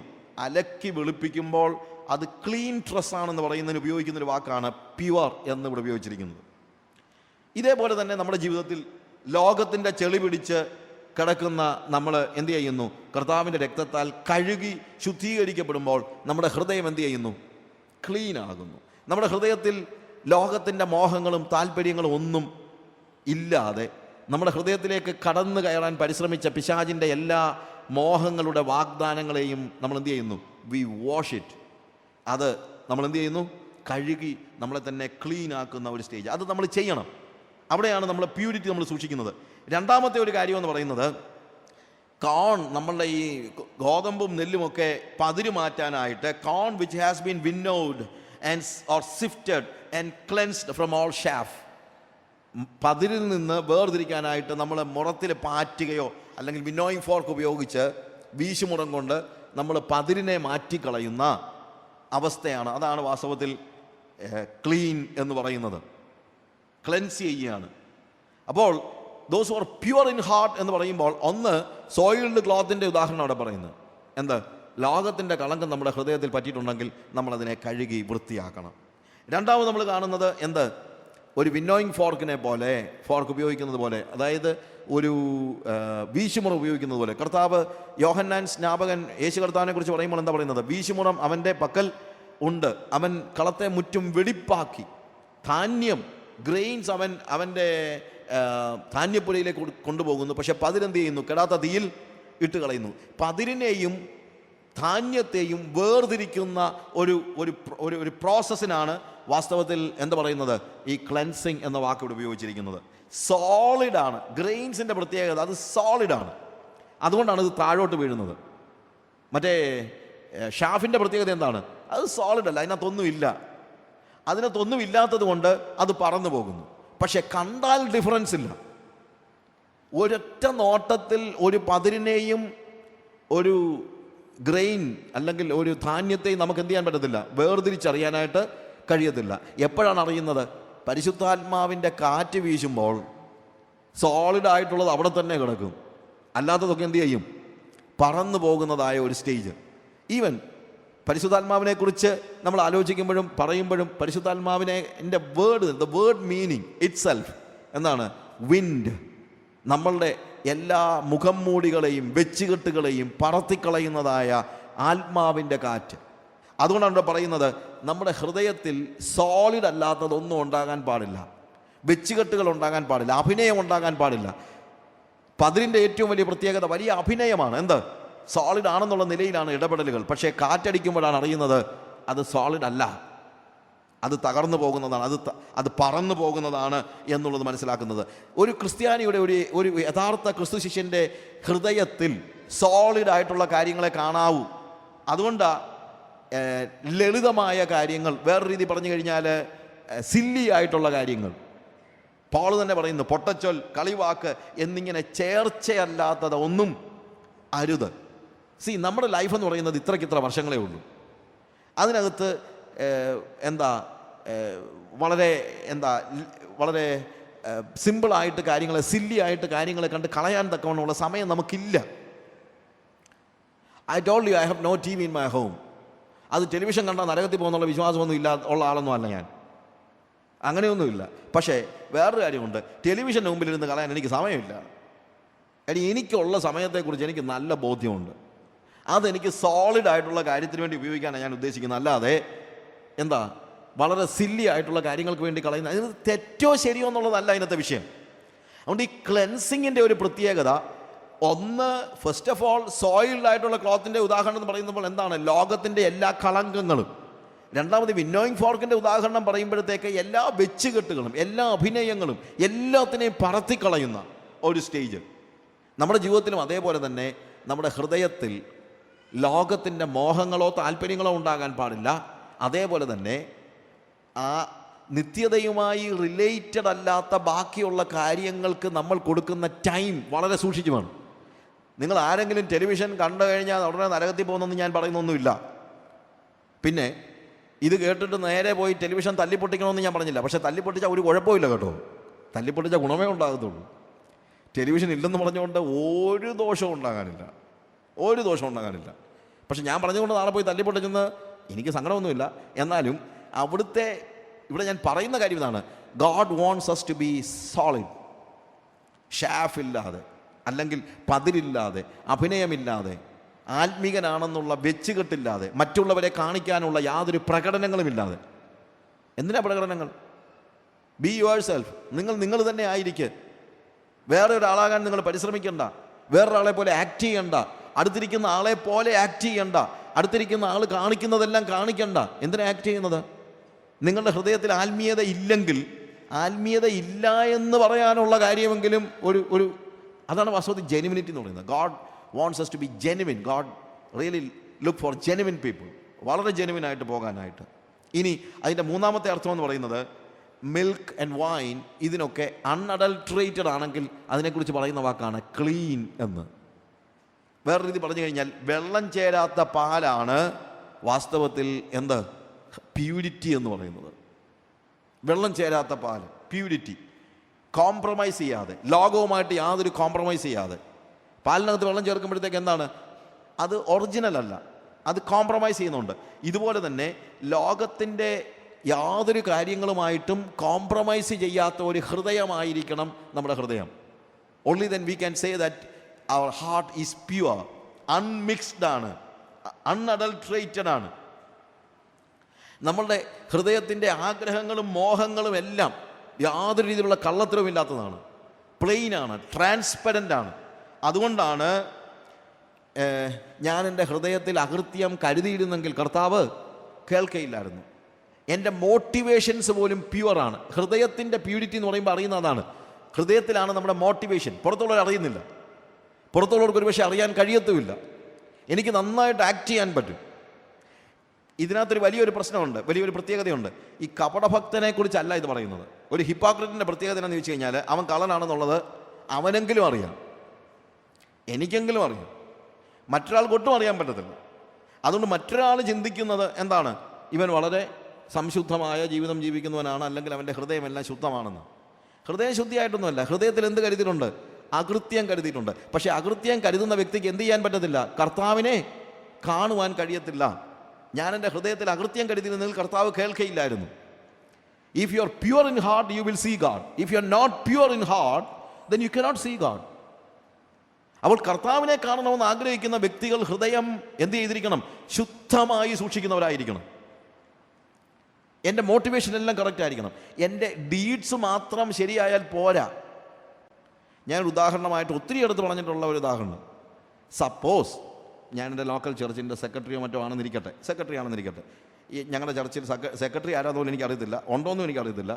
ദൈവത്തിൻ്റെ കരുണ കൊണ്ട് 37 വർഷമായി വിശ്വാസത്തിന് വന്നിട്ട് ഈ 37 ഇയേഴ്സിനിടയ്ക്ക് ഞങ്ങളുടെ ചർച്ചിൻ്റെ ലോക്കൽ ചർച്ചിലെ മെമ്പർഷിപ്പ് ഒഴികെ വേറെ ഒരു ഒഫീഷ്യൽ സ്ഥാനത്തേക്ക് ഞാൻ ഇന്നുവരെ പോയിട്ടില്ല. അങ്ങനെ താഴോട്ട് പോകാനായിട്ട് കർത്താവ് എനിക്ക് ഇതുവരെ ഇടയാക്കിയിട്ടില്ല. അതുപോലെ മരിക്കണമെന്ന് എൻ്റെ ആഗ്രഹം. അതിനുവേണ്ടി നിങ്ങൾ പ്രത്യേകം പ്രാർത്ഥിക്കണം. അല്ലാതെ വേറെ ഒന്നും ആകാതെ അങ്ങ് ചെല്ലണമെന്നുള്ളതാണ് നമ്മുടെ ഹൃദയത്തിൻ്റെ ഒരു വലിയൊരു പ്രാർത്ഥന. ഇനി ഞാൻ സെക്രട്ടറി ആണെന്നിരിക്കട്ടെ, ഞാൻ ഈ ഹൃദയത്തിൽ അകൃത്യം കരുതുന്നതിനെക്കുറിച്ച് പറയുന്ന ഒരു ഉദാഹരണമാണ്. ഞാൻ സെക്രട്ടറി ആണെങ്കിൽ നാച്ചുറലി എന്താണ്, ഒരു സഭ കമ്മിറ്റി ഉണ്ടെങ്കിൽ തന്നെ ഭരണപക്ഷവും പ്രതിപക്ഷവും ഉണ്ടാകാനുള്ള പോസിബിലിറ്റി ഒത്തിരി കൂടുതലുണ്ട്. പ്രത്യേകിച്ച് ഞങ്ങളെ പോലുള്ള പഴയ സഭയൊക്കെ ആകുമ്പോഴത്തേക്ക്. അപ്പോൾ ഞാൻ സെക്രട്ടറിയാണ്, പക്ഷേ പ്രതിപക്ഷവും ഉണ്ട്. അപ്പോൾ കമ്മിറ്റി കൂടി കഴിഞ്ഞാൽ പ്രതിപക്ഷത്തൊരുത്തനുണ്ട്, അവന് എന്ത് ചെയ്താൽ ഒരു കാര്യം ചെയ്യാൻ സമ്മതിക്കും. നമ്മുടെ ഒരു പ്രശ്നമുണ്ടല്ലോ, ഞാൻ നന്മ പറഞ്ഞാലും പ്രതിപക്ഷവും ഭരണപക്ഷവും തമ്മിലുള്ള പ്രത്യേകത അതാണല്ലോ, എന്ത് പറയുന്നു എന്നുള്ളതല്ല, ആര് പറയുന്നു എന്നുള്ളതാണ് പ്രധാനപ്പെട്ട വിഷയം, ഇല്ലേ? അതുകൊണ്ട് ഞാൻ എന്തോ പറഞ്ഞാലും ഞങ്ങളുടെ പ്രതിപക്ഷ നേതാവ് അതിനെ എതിർത്തേ പറയത്തുള്ളൂ. ഞാൻ നന്മ പറഞ്ഞാലും സമ്മതിക്കില്ല. അതുകൊണ്ട് സഭയിൽ ഒരു കാര്യവും ചെയ്യാൻ എനിക്ക് പറ്റാതിരിക്കുക. അങ്ങനെ ഇരിക്കുക ഒരു പ്രത്യേകമായ സാഹചര്യത്തിൽ ഞങ്ങളുടെ പ്രതിപക്ഷ നേതാവ്, അവൻ പാവമാണ്, എനിക്കാണെങ്കിൽ ഇച്ചിരി പൈസയൊക്കെ ഉണ്ട്, മറ്റവൻ പാവമാണ്. അവൻ്റെ കൊച്ചിന് പെട്ടെന്നൊരു അസുഖം വന്ന് ഹോസ്പിറ്റലിൽ കൊണ്ടുപോയി കഴിഞ്ഞപ്പോഴത്തേക്ക് പെട്ടെന്ന് 40,000 രൂപ കെട്ടിവെക്കണം, ഒരു സർജറി ഉണ്ടെന്ന് പറഞ്ഞു. അവൻ അവിടെ ഇവിടെ എല്ലാം ഓടി നടന്ന് എല്ലായിടത്തും കൂടെ പോയിട്ട് 30,000 രൂപ ഒരു പരുവത്തിൽ ഒപ്പിച്ചു. 10,000 രൂപയുടെ വേണം. അവൻ എല്ലായിടത്തും ഓടി നടന്നിട്ട് പറ്റിയില്ല. പക്ഷേ പിറ്റേ ദിവസം രാവിലെ 10 മണിക്ക് എന്ത് ചെയ്യണം? രൂപ കെട്ടിവെച്ചാലേ പറ്റുള്ളൂ. അപ്പോൾ അവൻ്റെ കൂട്ടുകാർ പറഞ്ഞു, എടോ നിൻ്റെ സഭയിലെ സെക്രട്ടറി ഇല്ലയോ, അയാളെ പോയി കാണാം, അയാളുടെ കാശുണ്ട്, അയാൾ തരുമായിരിക്കും. അവൻ ആദ്യം പറഞ്ഞത് എൻ്റെ കൊച്ചി അത്താലും വേണ്ടുകയില്ല, അയാളുടെ കാശ് എനിക്ക് വേണ്ടെന്നാണ്. അപ്പോൾ പക്ഷേ നാട്ടുകാരൊക്കെ പറഞ്ഞു, എടോ അങ്ങനൊന്നും വാശി പിടിച്ചിട്ട് കാര്യമില്ല, നമ്മുടെ കുഞ്ഞിൻ്റെ ജീവനല്ലേ, താനൊന്ന് പോയി ചോദിച്ച് കിട്ടിയില്ലേ വേണ്ട, പക്ഷേ കുഞ്ഞിൻ്റെ ജീവൻ്റെ കാര്യമല്ലയോ. അതുകൊണ്ട് ഈ മനുഷ്യൻ രാവിലെ വന്ന് എൻ്റെ വീടിൻ്റെ ബെല്ലടിച്ച് കഴിഞ്ഞപ്പം ഞാൻ ഇറങ്ങി വന്നപ്പോഴത്തേക്ക് ഞാൻ ബ്രദറേ, ചുമ്മാ വിളിക്കുന്ന ബ്രദറേ എന്നൊക്കെ, എന്തുകൊണ്ട് വിശേഷം എന്ന് പറഞ്ഞു. അത് സാറേ എൻ്റെ കുഞ്ഞിൻ്റെ ഒരു അസുഖമായിട്ട്. കുഞ്ഞിന് തോമസ് കുട്ടി പറഞ്ഞായിരുന്നു കുഞ്ഞിന് അസുഖം. ഞാൻ പ്രാർത്ഥിക്കുന്നുണ്ടായിരുന്നു കേട്ടോ. പ്രാർത്ഥിക്കുന്നുണ്ടായിരുന്നെങ്കിൽ ഇത് വല്ലതും പറയുമോ? ഇല്ല. പക്ഷേ ഞാൻ അന്നേരം എന്താ പറയുന്നത്, ഞാൻ പ്രാർത്ഥിക്കുന്നുണ്ടായിരുന്നെന്ന്. എന്നിട്ട് ഞാനെന്ത് പറയുന്നു, പിന്നെ എങ്ങനെയുണ്ട് ഇപ്പോൾ കുഞ്ഞിന്? അപ്പോൾ അവൻ പെട്ടെന്ന് പറയുന്നു, സാറേ ഇതിനകത്ത് പ്രോബ്ലം എന്ന് പറഞ്ഞു കഴിഞ്ഞാൽ അവനൊരു 40,000 രൂപ ഇപ്പം പൈസ കെട്ടിവെക്കണം, അവൻ്റെ സർജറി ഉണ്ട്. ഓക്കെ, ഇപ്പോൾ എല്ലാം ഭയങ്കര എക്സ്പെൻസീവാണ്. എന്നിട്ട് എന്നോട് ചോദിച്ചു, സാറേ ഞാൻ വന്നത് പെട്ടെന്ന് എനിക്ക് ആവശ്യമുള്ളത് കൊണ്ട് ഒരു 10,000 രൂപ ഒന്ന് മറിക്കാൻ കാണുമോ, അതുകൊണ്ട് വെക്കാൻ വേണ്ടിയാണ്. 10,000 രൂപ അല്ലേ ബ്രദറേ? അതിനെന്താ, തരാമല്ലോ. ഇങ്ങനെയുള്ള സന്ദർഭങ്ങളിലല്ലേ നമ്മൾ ദൈവമക്കൾ സ്നേഹമൊക്കെ കാണിക്കേണ്ടത് എന്ന് പറഞ്ഞ് ഞാൻ അകത്ത് പോയി 10,000 രൂപ എടുത്ത് കൊടുത്തു. ഇതും വാങ്ങിച്ചുകൊണ്ട് അവൻ്റെ കൂട്ടുകാരൻ്റെ അടുത്ത് ചെല്ലുമ്പോൾ അവൻ്റെ കൂട്ടുകാരെല്ലാം കൂടി ഇവനെ ഇട്ട് ചാടിച്ചു, കണ്ടോടാ നീ ഇത്രയും നാൾ ചീത്ത വിളിച്ചോനാ നിൻ്റെ കൊച്ചിനിപ്പം ഒരു ആവശ്യം ഉണ്ടായപ്പോൾ നിന്നെ സഹായിച്ചത്. എടാ അങ്ങേര് പുറമേ എത്ര മോശമാണെന്ന് പറഞ്ഞാലും ഹൃദയത്തിൽ നേരുള്ളവനാ കേട്ടോ. അതുകൊണ്ടാണ് അയാൾ എന്ത് ചെയ്തത്, കാശ് തന്നത്. അപ്പം ഞാൻ എങ്ങനെയുള്ള ആളായി, ഹൃദയത്തിൽ നേരുള്ള ആളായി. പക്ഷേ സത്യം എന്താ, ഹൃദയത്തിൽ നേരമുണ്ടായിട്ടൊന്നുമല്ല ഞാൻ ചിന്തിച്ചെന്നറിയാമോ, മറ്റൊന്നുമല്ല ചിന്തിച്ചത്, ഈ 10,000 കിട്ടിയില്ലെങ്കിൽ അങ്ങ് പോകുന്നേ പോക്കോട്ടെ, എന്നാലും അടുത്ത കമ്മിറ്റിയിൽ ഇവൻ വഴക്കുണ്ടാക്കത്തില്ലല്ലോ എന്ന് വെച്ചാൽ ഈ കാശ് കൊടുത്തത്. അപ്പോൾ എൻ്റെ ഹൃദയത്തിൻ്റെ നേര് കാണിക്കാനായിട്ട് എൻ്റെ മോട്ടിവേഷനിൽ ഞാൻ എന്തായിത്തീർന്നില്ല, പ്യുവറായില്ല. ഞാൻ അവിടെ എന്താണ്, എൻ്റെ ഹൃദയത്തിൽ ഞാൻ അകൃത്യം കരുതുകയാണ്. ഇതാണ് മോട്ടിവേഷൻസ്. നമ്മളുടെ ഡീഡ്സ് അല്ല കർത്താവ് പറയുന്നത്, അതിനപ്പുറത്തെ എന്താണ് നമ്മളെ ആ കാര്യം ചെയ്യാൻ പ്രേരിപ്പിച്ചതെന്ന് ചോദിച്ചിട്ട് അതിൻ്റെ അകത്തെ പ്യൂരിറ്റിയാണ് കർത്താവ് ആഗ്രഹിക്കുന്നത്. അതാണ് ഹൃദയശുദ്ധി ഉള്ളവർ ഭാഗ്യവാന്മാർ എന്ന് പറയാൻ കാര്യം. ഇനി ഞാൻ നേരത്തെ പറഞ്ഞല്ലോ, ഇക്കാര്യത്തിൽ ഏറ്റവും കുറഞ്ഞത് എൻ്റെ ഹൃദയം ശുദ്ധമല്ലെന്ന് എനിക്ക് തന്നെ അറിയാം. പക്ഷേ പല സമയത്തും ഉണ്ടാകുന്ന പ്രശ്നം, ഹൃദയത്തിൻ്റെ ഒരു വലിയ പ്രശ്നമുണ്ട്. എൻ്റെ ഹൃദയത്തിൻ്റെ ഉള്ളിലെ ചിന്തകൾ പ്യുവറാണോ ഇല്ലയോ എന്നുള്ളത് ചില സമയത്തൊക്കെ എനിക്ക് തന്നെ അറിയത്തില്ല. ഞാൻ എന്നെ തന്നെ വഞ്ചിക്കുന്നതായ ഒരു സ്റ്റേജ്. ഇരമ്യാവിൻ്റെ പുസ്തകം 17-ാം അധ്യായം അതിൻ്റെ 9-ാമത്തെ വാക്യത്തിൽ ജെരമ്യായുടെ ഒരു പ്രസ്താവന അവിടെ പറയുന്നത്, വേഴ്സ് 9, ഹൃദയം എല്ലാറ്റിനേക്കാളും കപടവും വിഷവുമുള്ളത്, അത് ആരാഞ്ഞറിയുന്നവൻ ആർ? ഹൃദയത്തെ ശോധന ചെയ്ത് അന്തരംഗങ്ങളെ പരീക്ഷിച്ച് ഓരോരുത്തരും അവനവൻ്റെ നടപ്പിനും പ്രവൃത്തിയുടെ ഫലത്തിനും തക്കവണ്ണം കൊടുക്കുന്നു. യഹോവയായ ഞാൻ ഹൃദയങ്ങളെ ശോധന ചെയ്തു. അത് ഹൃദയം എല്ലാത്തിനേക്കാളും കപടം, കറപ്റ്റാണ്. എൻ്റെ ഹൃദയം ഭയങ്കര കറപ്റ്റാണ്. ഞാൻ ഉദ്ദേശിക്കുന്നതിനേക്കാൾ കറപ്റ്റാണ്. എൻ്റെ പ്രവൃത്തിയിലെ ഒരു തെറ്റ് വേറൊരാൾക്ക് കണ്ടുപിടിക്കാൻ പറ്റും. എൻ്റെ ഹൃദയത്തിലെ സ്വാഭാവികമായ തെറ്റുകളൊക്കെ എനിക്ക് കണ്ടുപിടിക്കാൻ പറ്റും. പക്ഷേ ചില കാര്യങ്ങളൊക്കെ എനിക്ക് തന്നെ കണ്ടുപിടിക്കാൻ പറ്റത്തില്ല. അങ്ങനെ എനിക്ക് തന്നെ കണ്ടുപിടിക്കാൻ പറ്റാത്തത് കൊണ്ടുണ്ടാകുന്ന പ്രശ്നം എന്നറിയാമോ, ഞാനൊരു ഭക്തനാണെന്ന് ഞാൻ തന്നെ അങ്ങ് ചിന്തിച്ചു പോകും. അതുകൊണ്ടാണ് യാക്കോബിൻ ലേഖനം 1-ാം അധ്യായത്തിൽ 26 and 27 വായിക്കുമ്പോഴത്തേക്ക്, ഒരുവൻ നാവിന് കടിഞ്ഞാണിടാതെ താൻ ഭക്തനെന്ന് നിരൂപിച്ചാൽ, അവിടുത്തെ പ്രത്യേകത അവൻ കപടഭക്തനല്ല. കാര്യം അവൻ ഭക്തനാണെന്ന് അവൻ അഭിനയിക്കുകയല്ല, അവൻ ഭക്തനാണെന്ന് അവൻ നിരൂപിക്കുകയാണ്. അവൻ തന്നെ വിശ്വസിക്കുന്നു അവൻ ഭക്തനാണെന്ന്. ഇത് വലിയ അപകടമാണ്. ഈ കാലയളവിൽ പല ആളുകളും അവരെക്കുറിച്ച് തന്നെ ചിന്തിക്കുന്നത് ഞാൻ വളരെ നല്ല ഭക്തനാണെന്നാണ്. പക്ഷേ ഹൃദയത്തിൽ അടിഞ്ഞു കിടക്കുന്നതായ കപടത, കറപ്ഷൻ, അത് മനസ്സിലാക്കാൻ എനിക്ക് പോലും കഴിയാത്ത അവസ്ഥ. അതുകൊണ്ടാണ് സങ്കീർത്തനക്കാരൻ പറയുന്നത്, കർത്താവേ എൻ്റെ ഹൃദയത്തെ ശോധന ചെയ്യണമേ, എൻ്റെ അന്തരിന്ദ്രിയങ്ങളെ നീ ശോധന ചെയ്യണമേ. അന്തരിന്ദ്രിയങ്ങളെ ആഴത്തിൽ, what is in my inner heart, എൻ്റെ ഹൃദയത്തിൻ്റെ ആഴത്തിൽ. ഇവിടെ കർത്താവ് പറയുകയാണ്, ജെരമ്യായുടെ പുസ്തകത്തിൽ പറയുന്നതാണ്, യഹോവയായ ഞാൻ എന്ത് ചെയ്യുന്നു, ഹൃദയത്തെ ശോധന ചെയ്ത് അന്തരംഗങ്ങളെ പരീക്ഷിക്കുന്നു. അപ്പോൾ ആര് ശോധന ചെയ്യണം? കർത്താവ് തന്നെ ശോധന ചെയ്യതേ പറ്റുള്ളൂ. കാര്യം ഇത് വലിയൊരു ഡിസപ്ഷനാണ്. ഞാൻ തന്നെ അറിയുന്നില്ല എന്താണ് യഥാർത്ഥത്തിൽ സംഭവിക്കുന്നതെന്നുള്ളത്. എനിക്ക് തന്നെ ഒരു ബോധ്യമില്ലാത്തതായ ഒരു അവസ്ഥ. അങ്ങനെ വരുന്ന സമയത്ത് എൻ്റെ ഹൃദയത്തിൻ്റെ ഉള്ളിലുള്ള എല്ലാ പാപങ്ങളെയും എടുത്തു കളയാനായിട്ട് ഞാൻ ദൈവത്തെ തന്നെ ഫലമേൽപ്പിച്ചാലേ പറ്റുള്ളൂ. കർത്താവിനോട് ഞാൻ പറയണം, കർത്താവേ, ദിസ് ഇസ് എ തിങ്, എൻ്റെ ഹൃദയത്തിൽ ഒത്തിരി കള്ളത്തരങ്ങളുണ്ട്, പക്ഷേ എന്തൊക്കെയാണ് കള്ളത്തരമെന്ന് എനിക്ക് പോലും അറിയാൻ വയ്യാത്ത രീതിയിൽ ഞാൻ കറപ്റ്റാണ്. അതുകൊണ്ട് നീ ഇറങ്ങി വന്ന് എന്ത് ചെയ്യണം? എൻ്റെ ഹൃദയത്തെ ശോധന ചെയ്യണം. ശോധന ചെയ്താൽ മാത്രം പോരാ, ദൈവം തന്നെ അതിനെ ക്ലീൻ ചെയ്യണം. കാര്യം ഞാൻ പോലും അറിയാത്തൊരു കാര്യത്തെ ക്ലീൻ ചെയ്യാൻ ദൈവം തന്നെ ചെയ്താലേ പറ്റുകയുള്ളൂ. യോവേലിൻ്റെ പുസ്തകത്തിൽ ഇതിനോട് സമാനമായ ഒരു വാക്ക് നമ്മൾ 2-ാം അധ്യായത്തിൻ്റെ 12 മുതലുള്ള വാക്യങ്ങൾ, എന്നാൽ ഇപ്പോഴെങ്കിലും നിങ്ങൾ പൂർണ്ണ ഹൃദയത്തോടും ഉപവാസത്തോടും കരച്ചിലോടും വിലാപത്തോടും കൂടെ എങ്കിലേക്ക് തിരുവിനെന്ന് യഹോവയുടെ അരുളപ്പാട്. വസ്ത്രങ്ങളെയല്ല, ഹൃദയങ്ങളെ തന്നെ കീറി നിങ്ങളുടെ ദൈവമായ യഹോവയുടെ അടുക്കലേക്ക് തിരുവിൻ. അവൻ കൃപയും കരുണയും ദീർഘക്ഷമയുള്ളവനല്ലോ. വസ്ത്രങ്ങളെ കീറിയാൽ പോരാ, ഹൃദയങ്ങളെ കീറണം. ശരിക്കും ഈ കാലയളവിൽ ലോകം നമ്മളെ കറപ്റ്റാക്കുമ്പോൾ അതാണ് ഇന്നത്തെ ഒരു പ്രശ്നം. കാര്യം ഈ പറയുന്ന സാധാരണപ്പെട്ട ഒരു പ്രശ്നവും ലോകത്തിലൊരു പ്രശ്നം പോലുമല്ല. നമ്മൾ പറയുന്ന കള്ളത്തരങ്ങളൊന്നും ലോകത്തിന് ഇപ്പോൾ ഒരു പ്രശ്നമല്ല. കാര്യം ഒരുമാതിരിപ്പെട്ട കള്ളത്തരമൊക്കെ ലോകം ഇന്നങ്ങ് അക്സെപ്റ്റ് ചെയ്തിരിക്കുക. അതുകൊണ്ട് നമ്മുടെ ഹൃദയവും എന്താ, ഇത് കള്ളത്തരമാണെന്ന് പോലും അറിയുന്നില്ല. നമ്മളുടെ ഈ കോമ്പറ്റിറ്റീവായിട്ടുള്ള ഒരു ലോകത്ത് നമ്മൾ ജീവിക്കുന്നത് കൊണ്ട് ആരുടെ തലയെ കയറി നിന്നാലും എൻ്റെ തല മോള് നിൽക്കണമെന്ന് നമ്മളങ്ങ് പഠിച്ചു വച്ചിരിക്കുകയാണ്. നമ്മൾ പല പഴയ വാക്കുകളും ഇന്നിപ്പോൾ മാറ്റി പറയുകയാണ്. അതുകൊണ്ടാണ് പ്രശ്നം. നമ്മൾ ഉപയോഗിക്കുന്നൊരു വാക്കാണ് ഈസ് എ ഡിപ്ലോമാറ്റ്. ഡിപ്ലോമസി എന്ന് പറഞ്ഞാൽ എന്നാണെന്നറിയാമോ? പച്ച മലയാളത്തിൽ പറഞ്ഞു കഴിഞ്ഞാൽ കള്ളത്തരമെന്ന്, അല്ലാതെ എന്തോന്നാ. When a diplomat says yes he means wait, and when he says wait he means no. കാര്യം ഹൃദയത്തിലുള്ളത് ജന്മം ചെയ്താൽ ഡിപ്ലോമാറ്റ് എന്ത് ചെയ്യത്തില്ല, പുറത്ത് പറയത്തില്ല. പക്ഷേ ഡിപ്ലോമസി ഇന്ന് അക്സെപ്റ്റ് ചെയ്യപ്പെട്ടിരിക്കുകയാണ്.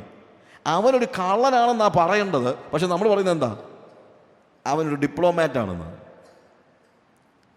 നോക്ക്, മറ്റുള്ള ഏത് വ്യക്തിയെയും എന്ത് ചെയ്തും അവനെ പിന്തള്ളുന്ന, ലോകത്തിൻ്റെ ഏത് മാർഗങ്ങൾ ഉപയോഗിച്ചും ഒരാളെ അവൻ്റെ പാതയിൽ നിന്ന് തട്ടിക്കളയുന്ന, മുന്നോട്ട് പോകാൻ അനുവദിക്കാതെ പുറകിലാക്കുന്ന ഒരാളെക്കുറിച്ച് നമ്മൾ പറയുന്നത് എന്നറിയാമോ? അവൻ വളരെ കോമ്പറ്റിറ്റീവ് ആണെന്നാണ്. കാര്യം അവൻ മറ്റുള്ളവരെ ഉപദ്രവിക്കുന്നവനാണെന്നോ അവൻ്റെ വഴിയിലുള്ള എല്ലാ തടസ്സങ്ങളെയും മാറ്റാൻ വേണ്ടി എന്ത് തോന്നിവാസവും കാണിക്കുന്നൊന്നുമല്ല നമ്മൾ പറയുന്നത്. Is very competitive. കാര്യം നമ്മൾ വാക്കുകൾ മാറ്റി. അതുകൊണ്ട് കോമ്പറ്റിറ്റീവ് ആകുന്ന ഒരാൾ മത്സരിയാണ്. അവൻ മറ്റൊരാളെ കരുതുന്നവനല്ല, അവൻ സെൽഫിഷാണ്. സെൽഫിഷ് അല്ലാത്ത ഒരാൾക്ക് കോമ്പറ്റിറ്റീവ് ആകാൻ പറ്റത്തില്ല. പക്ഷേ അവൻ വളരെ കോമ്പറ്റിറ്റീവ് ആണെന്ന് പറയുന്നത് നമ്മൾ പോസിറ്റീവാണോ നെഗറ്റീവായിട്ടാണോ പറയുന്നത്? നമ്മൾ വളരെ പോസിറ്റീവായിട്ടാണ് പറയുന്നത്. പക്ഷേ വാസ്തവം എന്താണ്? അവൻ സെൽഫിഷാണ്. സെൽഫിഷ് എന്ന വാക്ക് നമ്മൾ കളഞ്ഞു, അതിന് പകരം നമ്മളൊരു വാക്ക് കണ്ടുപിടിച്ചു. എന്താണ്? അവൻ വളരെ കോമ്പറ്റിറ്റീവാണ്.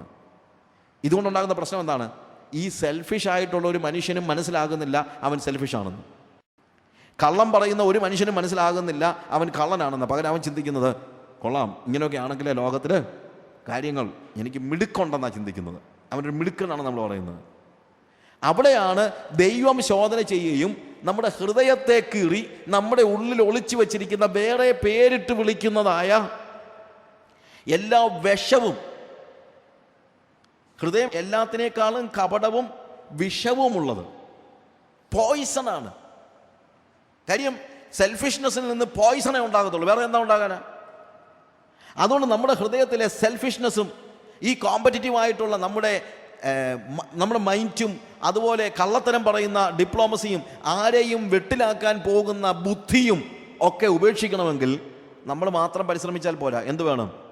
കർത്താവ് തന്നെ ഇടപെടണം. ഒരു ഹാർട്ട് സർജറി നടക്കണം. What is needed is A heart surgery. അപ്പോഴാണ് നമുക്ക് പ്യൂരിറ്റി സൂക്ഷിക്കാൻ പറ്റുന്നത്. പ്യുവർ ഡിഫറൻ്റ് ആയിരിക്കണം. നമ്മൾ മറ്റുള്ളവരിൽ നിന്ന് ഡിഫറൻ്റ് ആയിരിക്കണം. ദൈവികമല്ലാത്തതൊന്നും നമ്മുടെ ഹൃദയത്തിൽ ഉണ്ടാകാൻ പാടില്ല, നമ്മുടെ ജീവിതത്തിൽ ഉണ്ടാകാൻ പാടില്ല. നമ്മൾ ശരിക്കും പറഞ്ഞാൽ ഓൾഡ് ടെസ്റ്റമെൻറ്റിലെ പരിച്ഛേദനയുടെ കാര്യം എന്ന് ചോദിച്ചു കഴിഞ്ഞാൽ നമ്മൾ ഡിഫറൻ്റ് ആണെന്ന് പറയുന്നതിനുള്ള ഒരു സിമ്പലാണ്, ഉടമ്പടിയുടെ സിമ്പലാണ്. ഉടമ്പടിയിലൂടെ നമ്മൾ കർത്താവിനോട് ചേരുകയാണ്, ലോകവുമായിട്ടുള്ള നമ്മുടെ ബന്ധം മാറുകയാണ്. We are different, we are consecrated, we are holy. അതിൻ്റെ സിമ്പലാണ് പരിച്ഛേദന എന്ന് പറയുന്നത്. അതായത് ലോകത്തോടുള്ള നമ്മുടെ ബന്ധത്തിൽ നിന്നുള്ള ഒരു വിടുതലിൻ്റെ ഒരു സിമ്പലാണ്. അതായത് നമുക്ക് ലോകത്തോടുള്ള ബന്ധത്തെ അരിഞ്ഞു കളയുന്നതായ ഒരു സിമ്പൽ. ശരിക്കും ലോകത്തോടുള്ള ബന്ധത്തെ അരിഞ്ഞു കളയാൻ നമ്മൾ പറയുമല്ലോ. നമ്മളൊരു when A new born A baby is coming out from the womb of the mother, what happens? നമ്മൾ ഉടനെ തന്നെ എന്ത് ചെയ്യുന്നു? പൊക്കിൾ കൊടിയുടെ ബന്ധം നമ്മൾ കട്ട് ചെയ്യുന്നു. കാര്യം ഇനിയിപ്പോൾ അമ്മയുടെ ശരീരത്തിൽ നിന്ന് ഡയറക്റ്റായിട്ടല്ല അത് എന്തെങ്കിലും സ്വീകരിക്കുന്നത്. It has reached another world. Now the child is in A different world. പഴയ അമ്മയുടെ ഉദരത്തിൽ നിന്ന് അതിൻ്റെ അമ്മയുടെ രക്തത്തിലൂടെ ലഭിച്ചുകൊണ്ടിരുന്ന എല്ലാ പോഷണങ്ങളും ഇപ്പോൾ എന്ത് ചെയ്യുകയാണ്? നമ്മൾ കട്ട് ചെയ്ത് കളയുകയാണ്, നിഷേധിക്കുകയാണ്. ഇതേപോലെ തന്നെയുള്ള ഒരു അർത്ഥമാണ് വാസ്തവത്തിൽ പരിച്ഛേദനയ്ക്കുള്ളത്. അതായത് ദൈവവുമായിട്ടുള്ള ഉടമ്പടിയിലൂടെ ഇനിയുള്ള എല്ലാ സോഴ്സും ദൈവമായിരിക്കുമെന്ന് പ്രഖ്യാപിക്കുന്ന ഒരു വലിയ പ്രവൃത്തിയാണ് പരിച്ഛേദനാക്രിയ എന്ന് പറയുന്നത്. ഇവിടെ ജെറമ്യായുടെ പുസ്തകത്തിൽ നമ്മൾ വീണ്ടും ഒരു ഭാഗം വായിക്കുമ്പോൾ അതിൻ്റെ ചാപ്റ്റർ 9 വേഴ്സ് 25 and 26, ഇതാ മിസ്രയീം, യഹൂദ, ഏദോം, അമ്മോന്യർ, മോവാബ്, തലയുടെ അരികു വടിക്കുന്ന മരുവാസികൾ എന്നിങ്ങനെ അഗ്രചർമ്മത്തോടു കൂടിയ സകല പരിച്ഛേദനക്കാരെയും ഞാൻ ശിക്ഷിപ്പാനുള്ള കാലം വരുന്നു. സകല ജാതികളും അഗ്രചർമ്മികളല്ലോ, എന്നാൽ ഇസ്രായേൽ ഗൃഹമൊക്കെയും ഹൃദയത്തിൽ അഗ്രചർമ്മികളാകുന്നു എന്ന് യഹോവയുടെ അരുളപ്പാട്. മറ്റുള്ളവരൊക്കെ പരിച്ഛേദനയേറ്റവരല്ല, മറ്റുള്ളവരൊക്കെ ദൈവമായിട്ട് ഉടമ്പടി ചെയ്തവരല്ല, മറ്റുള്ളവരൊക്കെ സ്നാനമേറ്റവരല്ല, മറ്റുള്ളവരൊന്നും ദൈവവുമായിട്ടുള്ള ഉടമ്പടിയിൽ വന്നിട്ടുള്ളവരല്ല. I accept it. പക്ഷെ വിശ്വാസികളുടെ കാര്യം എന്താണ്? നമ്മൾ വേർപെട്ടവരാണെന്ന് നമ്മൾ പറയുന്നു, പക്ഷേ ഹൃദയത്തിൽ ഇപ്പോഴും നമ്മൾ എങ്ങനെയുള്ളവരാണ്? അഗ്രചർമ്മികൾ. എന്തുകൊണ്ട്? നമ്മളുടെ ഹൃദയത്തിൻ്റെ സോഴ്സ് ഇപ്പോഴും ലോകമാണ്. നമ്മളിപ്പോഴും ബുദ്ധിയിൽ ആശ്രയിച്ചാണ് കാര്യങ്ങൾ ചെയ്യുന്നത്. ലോകം നമ്മളോട് ബുദ്ധി എന്ന് ഉപദേശിക്കുന്ന കാര്യങ്ങൾ ആണ് നമ്മളിപ്പോൾ പിൻപറ്റുന്നത്. അത് മാറണമെങ്കിൽ ഹൃദയവും ലോകവും തമ്മിലുള്ള ആ ബന്ധം നമ്മൾ അരിഞ്ഞു കളഞ്ഞാലേ പറ്റുകയുള്ളൂ. പൊക്കിൾക്കൊടി ബന്ധം ഛേദിക്കുന്നത് പോലെ ഹൃദയത്തോട് പറ്റിയിരിക്കുന്ന, അല്ലെങ്കിൽ ലോകത്തോട് പറ്റുമാനമുള്ള, ലോകത്തിൻ്റെ കറപ്ഷൻ ഉള്ള എൻ്റെ ഹൃദയത്തിൻ്റെ അഗ്രചർമ്മം എന്ത് ചെയ്തേ പറ്റുള്ളൂ? മുറിച്ചെറിയുക എന്നുള്ളതാണ് വാസ്തവത്തിൽ ഹൃദയത്തെ പ്യുവറാക്കി സൂക്ഷിക്കാനുള്ള മാർഗം. ലോകത്തോടുള്ള നമ്മുടെ ബന്ധത്തെ നമ്മൾ അരിഞ്ഞെറിയുകയാണ്. വാസ്തവത്തിൽ ആവശ്യമായിരിക്കുന്ന ഒരു പ്രധാന കാര്യം അതാണ്. ലോകം നമ്മളെ സ്വാധീനിക്കാൻ പാടില്ല. ലോകം നല്ലതെന്ന് പറയുന്നത് നമ്മൾ കേൾക്കാൻ പാടില്ല. കാര്യം ലോകത്തിന് നല്ലതെന്താണെന്ന് പറയാനുള്ള അവകാശമില്ല. ലോകം അതിൽ തന്നെ കറപ്റ്റാണ്. നമ്മുടെ സമൂഹം അതിൽ തന്നെ കറപ്റ്റാണ്. സമൂഹം പറയുന്ന കാര്യങ്ങൾ ഹൃദയത്തിൽ സൂക്ഷിക്കുന്നവൻ ലോകം പഠിപ്പിക്കുന്നതായ കോമ്പറ്റീഷൻ, അല്ലെങ്കിൽ ഒരു കോമ്പറ്റീറ്റീവ് മൈൻഡ്, സെൽഫിഷ്നെസ്, സ്വാർത്ഥതയും അസൂയയും പകയും പിണക്കവും കോപവും ക്രോധവും അതിനെയൊക്കെ നീതിമത്കരിക്കുന്നു. അതൊക്കെ കുഴപ്പമില്ലാത്തതാണെന്ന് പറയുന്നു. അങ്ങനെ മനുഷ്യന് കോപിക്കാതിരിക്കാൻ പറ്റുമോ? അങ്ങനെ പൊട്ടം കളിക്കരുത് എന്നൊക്കെ നമ്മൾ പറയുമല്ലോ, അല്ലേ? നമ്മൾ പൊട്ടം കളിക്കാനുള്ളവരാണ്. We are fools for Christ sake. ക്രിസ്തു നിമിത്തം നമ്മൾ എങ്ങനെയുള്ളവരാണ്? ഭോഷന്മാരെന്ന് പറയുന്നത്. യെസ്, ആ ഭോഷത്വമാണ് നമുക്ക് ആവശ്യം. ആ ഭോഷത്വമാണ് പ്യൂരിറ്റി. ലോകത്തിൻ്റെ ബുദ്ധി ഇല്ലാതിരിക്കാൻ നമ്മൾ പഠിക്കണം. അപ്പോഴാണ് ഹൃദയത്തിൽ എന്തുണ്ടാകുന്നത്? ഹൃദയത്തിൽ പ്യുവറാകുന്നത്. അങ്ങനെ ലോകത്തിൻ്റേതായി നമ്മിലുള്ള, നമ്മുടെ ഹൃദയത്തിൽ നമ്മുടെ മോട്ടിവേഷൻസ്, നമ്മൾ ഓരോ പ്രവൃത്തി ചെയ്യുമ്പോഴും അതിൻ്റെ പിന്നിലുള്ള നമ്മുടെ ഉദ്ദേശ്യങ്ങൾ, ഇതിനെ എല്ലാം ക്ലെൻസ് ചെയ്യുന്ന ഒരു സ്റ്റേജിൽ, അവിടെയാണ് those who are pure in heart they shall see God. എല്ലാവർക്കും കർത്താവിനെ കാണണമെന്ന് ആഗ്രഹമുണ്ട്. പക്ഷേ ലോകവുമായിട്ടുള്ള ബന്ധം അരിഞ്ഞെറിഞ്ഞു കളയാൻ നമ്മളാരും തയ്യാറല്ല. ഇന്നാവശ്യമായിരിക്കുന്നത് ഹൃദയത്തിൻ്റെ ഒരു ശസ്ത്രക്രിയയാണ്. ഒരു സർജറിയിലൂടെ ലോകത്തോട് നമ്മുടെ ഹൃദയത്തിനുള്ള പറ്റുമാനത്തിൻ്റെ തുണ്ട് കട്ട് ചെയ്ത് കളയുന്ന ഒരു stage. That's where we become pure and then you will see God. Again മത്തായിയുടെ സുവിശേഷം 5-ാം അധ്യായത്തിന് 9-ാം വാക്യം വായിക്കുമ്പോൾ, സമാധാനം ഉണ്ടാക്കുന്നവർ ഭാഗ്യവാന്മാർ, അവർ ദൈവത്തിൻ്റെ പുത്രന്മാർ എന്ന് വിളിക്കപ്പെടും. Piece makers. സമാധാന കാംക്ഷികളല്ല, സമാധാനം ഉണ്ടാക്കുന്നവർ. സമാധാനം ഇഷ്ടപ്പെടുന്നവരല്ല, സമാധാനം ഉണ്ടാക്കുന്നവർ. they are blessed. Peacemakers. There's a big difference between peace lovers and peacemakers. സമാധാന സ്നേഹികളും സമാധാനം ഉണ്ടാക്കുന്നവരും രണ്ടും രണ്ടാണ്. സമാധാന സ്നേഹികൾ എന്ന് പറഞ്ഞു കഴിഞ്ഞാൽ വഴക്കുണ്ടാക്കണ്ട എന്ന് ചിന്തിക്കുന്ന ആൾ. പലരും സമാധാന കാംക്ഷികളാണ്, വെറുതെ പ്രശ്നം ഉണ്ടാക്കണ്ട നമ്മൾ പറയുന്നത്. അതുകൊണ്ട് സമാധാനം കെടുത്താൻ സാധ്യതയുള്ള സകല സിറ്റുവേഷൻസും അവോയ്ഡ് ചെയ്യാനാണ് നമ്മൾ പലപ്പോഴും ആഗ്രഹിക്കുന്നത്. നമ്മൾ പീസ്ഫുൾ ആയിരിക്കണം. പക്ഷേ നമ്മൾ പ്രതിസന്ധികളെ ഒഴിഞ്ഞു പോകാൻ പരിശ്രമിക്കുമ്പോൾ സംഭവിക്കുന്നതെന്നറിയാമോ? We are piling up trouble for the future. ഇപ്പോഴത്തെ ഒരു പ്രസൻറ്റ് സ്റ്റേജിൽ വലിയ കുഴപ്പമില്ലാതെ സമാധാനത്തോടെയൊക്കെ എങ്ങനെങ്കിലും കുറച്ച് സമാധാനമൊക്കെ ഉണ്ടാക്കി വലിയ കുഴപ്പമൊന്നും ഇല്ലാതെ പോകണമെന്ന് പറയുന്ന ആളുകളുണ്ടല്ലോ. അവരുടെ ഫ്യൂച്ചറിനോ അല്ലെങ്കിൽ അവരുടെ തലമുറകൾക്ക് വേണ്ടിയോ എന്ത് ചെയ്യുകയാണ്? എന്താണ്? ട്രബിള് പൈലപ്പ് ചെയ്യുകയാണ്. അവർ വലിയ അടിസ്ഥാനം വിട്ടു പോവുകയാണ്. അത് വളർന്നോളും. അപ്പോൾ അതുകൊണ്ട് സമാധാന കാംക്ഷികളല്ല, സമാധാനം ഉണ്ടാക്കുന്നവർ. ഓരോ സാഹചര്യത്തിനനുസരിച്ചും നിങ്ങൾ സമാധാനത്തിന് അത് പീസ് മേക്കേഴ്സായിട്ടൊരു ഡിസിഷൻ എടുത്താലേ പറ്റുള്ളൂ. ഇനി ഉദാഹരണം പറഞ്ഞു കഴിഞ്ഞാൽ, ഇപ്പോൾ കാല് പഴുത്താൽ ആരെയും തൊടാൻ സമ്മതിക്കാത്തവൻ സമാധാനകാംക്ഷിയാണ്. എൻ്റെ കാല് പഴുത്തെന്ന് വെക്കുക, ഒരു മുറിവ് വന്നിട്ട് പഴുത്തു, അല്ലെങ്കിൽ ഡയബറ്റിക് ആയിട്ട് ഞാൻ കാല് പഴുത്തു, ആരെയും തൊടാൻ സമ്മതിക്കത്തില്ല, ഞാൻ ഭയങ്കര പീസ് ലവറാണ്. പക്ഷേ പീസ് മേക്കർ എന്ന് പറയുന്നത് കാല് പഴുത്താൽ തൊടാൻ സമ്മതിക്കാത്തവനല്ല, അതിനെ ഞെക്കി അതിനകത്തെ പഴുപ്പ് മുഴുവൻ പുറത്ത് കളയാൻ, വേദന അനുഭവിച്ച് അത് പുറത്ത് കളയാൻ തയ്യാറുള്ളവനാണ് പീസ് മേക്കർ എന്ന് പറയുന്നത്. അപ്പോൾ അവരുടെ വേദനയുണ്ടാകും. വെറുതെ സമാധാനം അങ്ങ് അഭിനയിക്കുമൊന്നുമല്ല. എന്താണ് അത്? നമ്മൾ ശരിയായിട്ട് ആഴത്തിൽ അതിൻ്റെ വേരുകൾ എന്തൊക്കെയാണോ അതിനെ എല്ലാം എടുത്തു കളഞ്ഞിട്ട്, അതിൻ്റെ എല്ലാ പഴുപ്പും എടുത്തു കളഞ്ഞിട്ട് ഇനി അത് വന്ന് കയറാതെ വണ്ണം സമാധാനം ഉണ്ടാക്കുകയാണ്. ശരിക്കും അതാണ്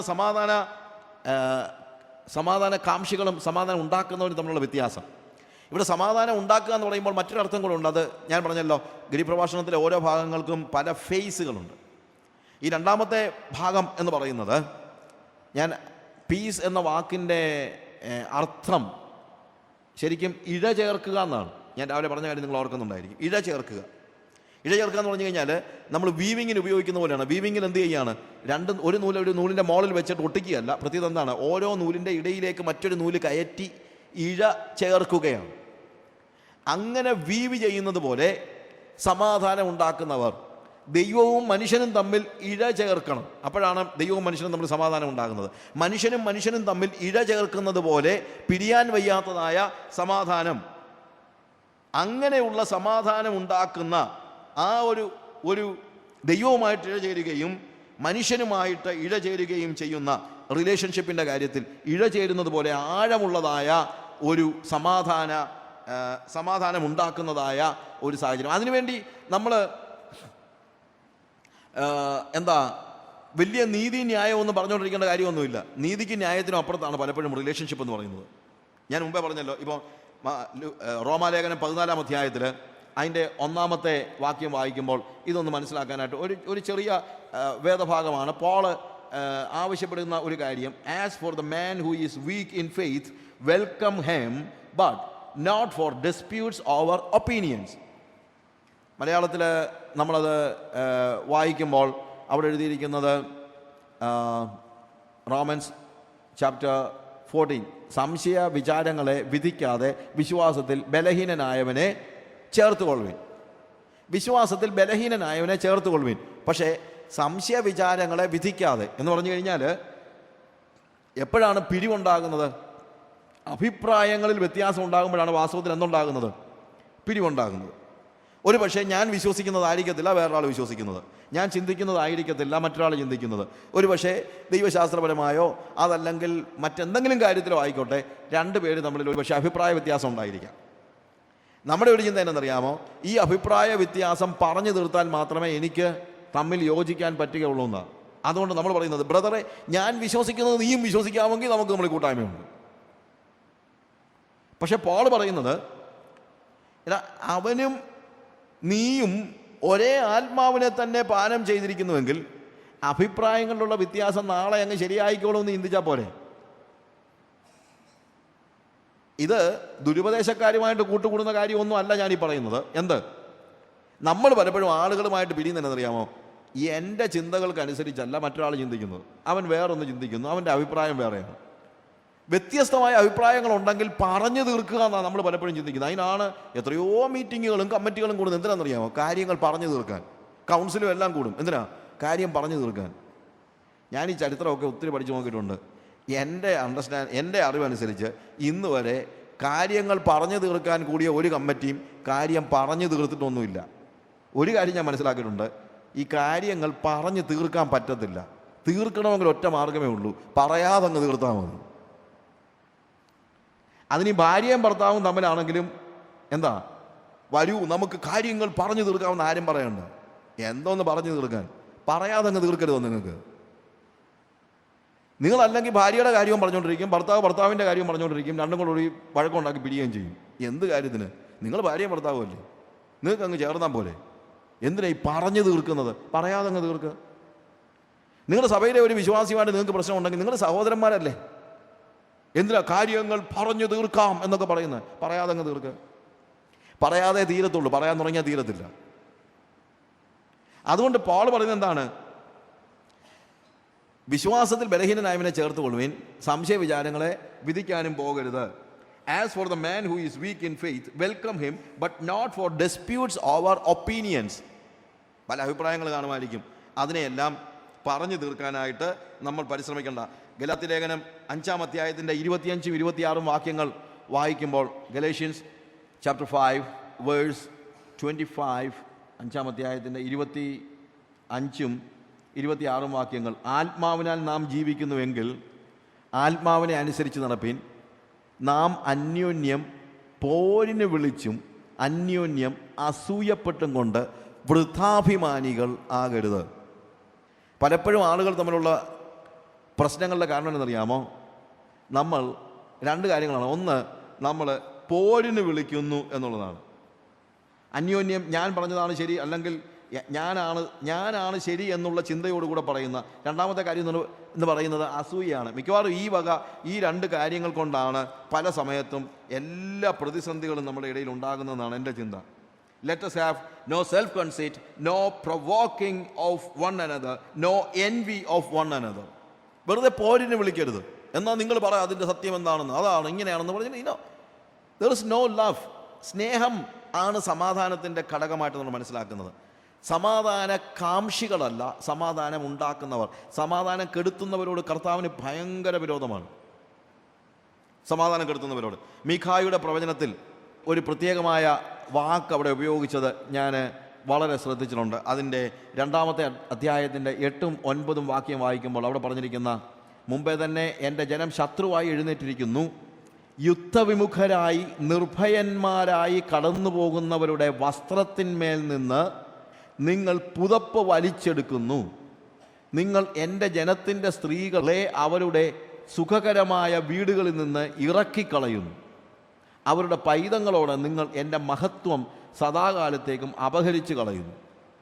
ഈ ഭാഗത്തെ വ്യാഖ്യാനിച്ച് ഞാൻ I have written articles on that. പക്ഷേ ഞാനിവിടെ പറയുന്നൊരു കാര്യം, യുദ്ധവിമുഖരായ ആളുകൾ. ആ യുദ്ധവിമുഖരായ ആളുകൾ എന്ന് പറഞ്ഞു കഴിഞ്ഞാൽ അവരെ സംബന്ധിച്ചിടത്തോളം ദേ ലവ് പീസ്. അവരെപ്പോഴും എന്ത് ആഗ്രഹിക്കുന്നുണ്ട്? സമാധാനം ആഗ്രഹിക്കുന്നുണ്ട്. It says about the church. ഒരു സഭയിൽ ആളുകൾ വരുന്നത്, ഈ സഭ എന്താണ്? ഒരു സമാധാന ഗ്രഹം എന്ന നിലയിലാണ്. പക്ഷേ നിങ്ങളുടെ ഇടപെടലുകൾ കൊണ്ട് എന്ത് സംഭവിക്കുന്നു? നിങ്ങൾ ചെയ്യുന്ന ഒരു പ്രധാനപ്പെട്ട കാര്യമായിട്ട് അവിടെ ദോഷം പറയുന്നത്, അവരുടെ പുതപ്പ് നിങ്ങൾ വലിച്ചെടുത്ത് കളയുന്നുണ്ട്. നല്ല തണുപ്പുള്ള സമയത്ത് നമ്മളുടെ ഷോൾ എടുത്ത് കളഞ്ഞു കഴിഞ്ഞാൽ ഉണ്ടാകുന്ന ആ ഒരു വിറയലുണ്ടല്ലോ. കാര്യം അവർ ഭയങ്കര കംഫർട്ടബിളായിട്ട്. ചേർച്ച് എന്ന് പറയുന്നത് എന്താണ്? ഒരു കംഫർട്ട് ഫീൽ ചെയ്യുന്ന സ്ഥലമാണ്.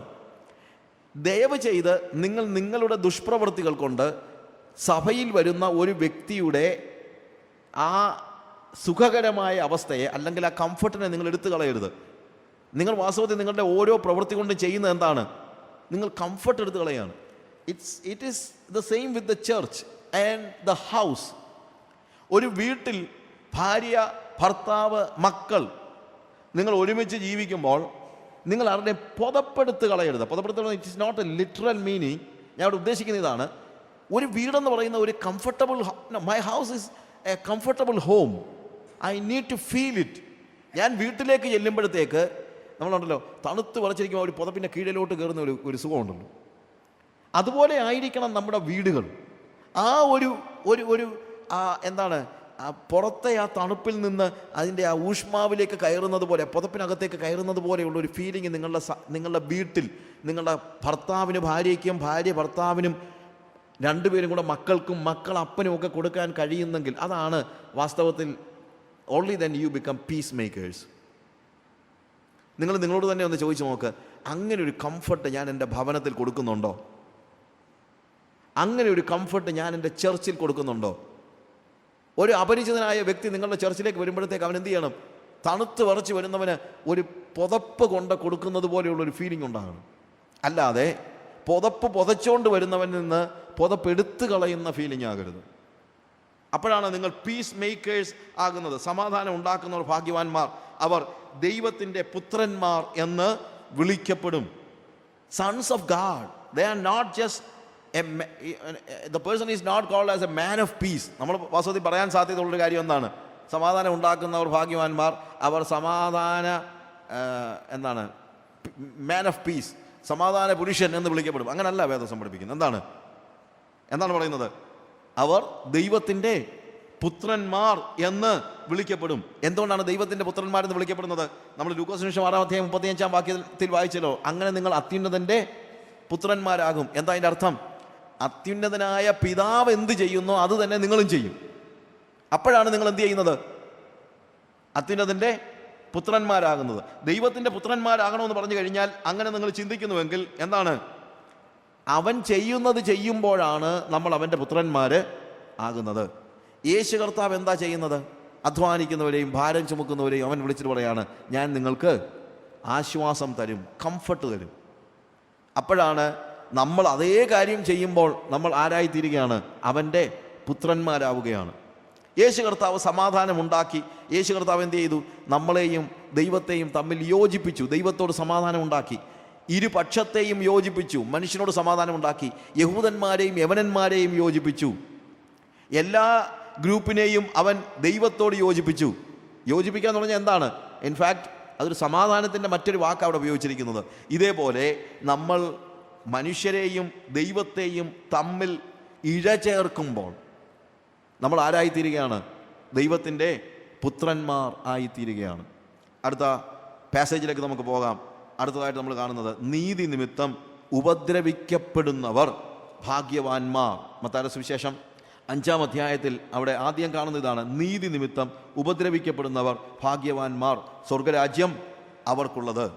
ഞാൻ മുമ്പേ പറഞ്ഞല്ലോ, മർക്കോസിൻ്റെ സുവിശേഷം 10-ാം അധ്യായത്തിൻ്റെ 29-30 വാക്യങ്ങൾ വായിക്കുമ്പോൾ നിങ്ങൾ എന്തൊക്കെ ഉപേക്ഷിച്ചോ അതൊക്കെ നിങ്ങൾക്ക് മടക്കി കിട്ടുമെന്ന് പറയുന്ന ഭാഗത്ത് തന്നെ ഉപയോഗിക്കുന്ന ഒരു പ്രധാന വാക്ക് ഉപദ്രവങ്ങളോടുകൂടെ 100 മടങ്ങ് മടക്കി കിട്ടുമെന്ന്. അല്ലാതെ കാര്യം ഉപദ്രവം എന്ന് പറയുന്നത് ഇതിനകത്ത് പറഞ്ഞിട്ടുള്ള കാര്യമാണ്. ഉപദ്രവം ഒഴിച്ച് ഒരു വാക്യവും നമ്മൾ വായിക്കാൻ പറ്റത്തില്ല.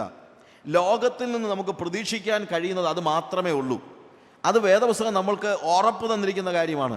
1 John chapter 3, 1 യോഹന്നാൻ 3-ാം അധ്യായത്തിൻ്റെ 13-ാമത്തെ വാക്യം വായിക്കുമ്പോൾ, സഹോദരന്മാരെ, ലോകം നിങ്ങളെ പകയ്ക്കുന്നുവെങ്കിൽ ആശ്ചര്യപ്പെടരുത്, നാം മരണം വിട്ട ജീവനിൽ കടന്നിരിക്കുന്നുവെന്ന് സഹോദരനെ സ്നേഹിക്കുന്നതിന് നമുക്ക് അറിയാം. ലോകം നിങ്ങളെ പകയ്ക്കുന്നുവെങ്കിൽ നിങ്ങൾ എന്ത് ചെയ്യാൻ പാടില്ല?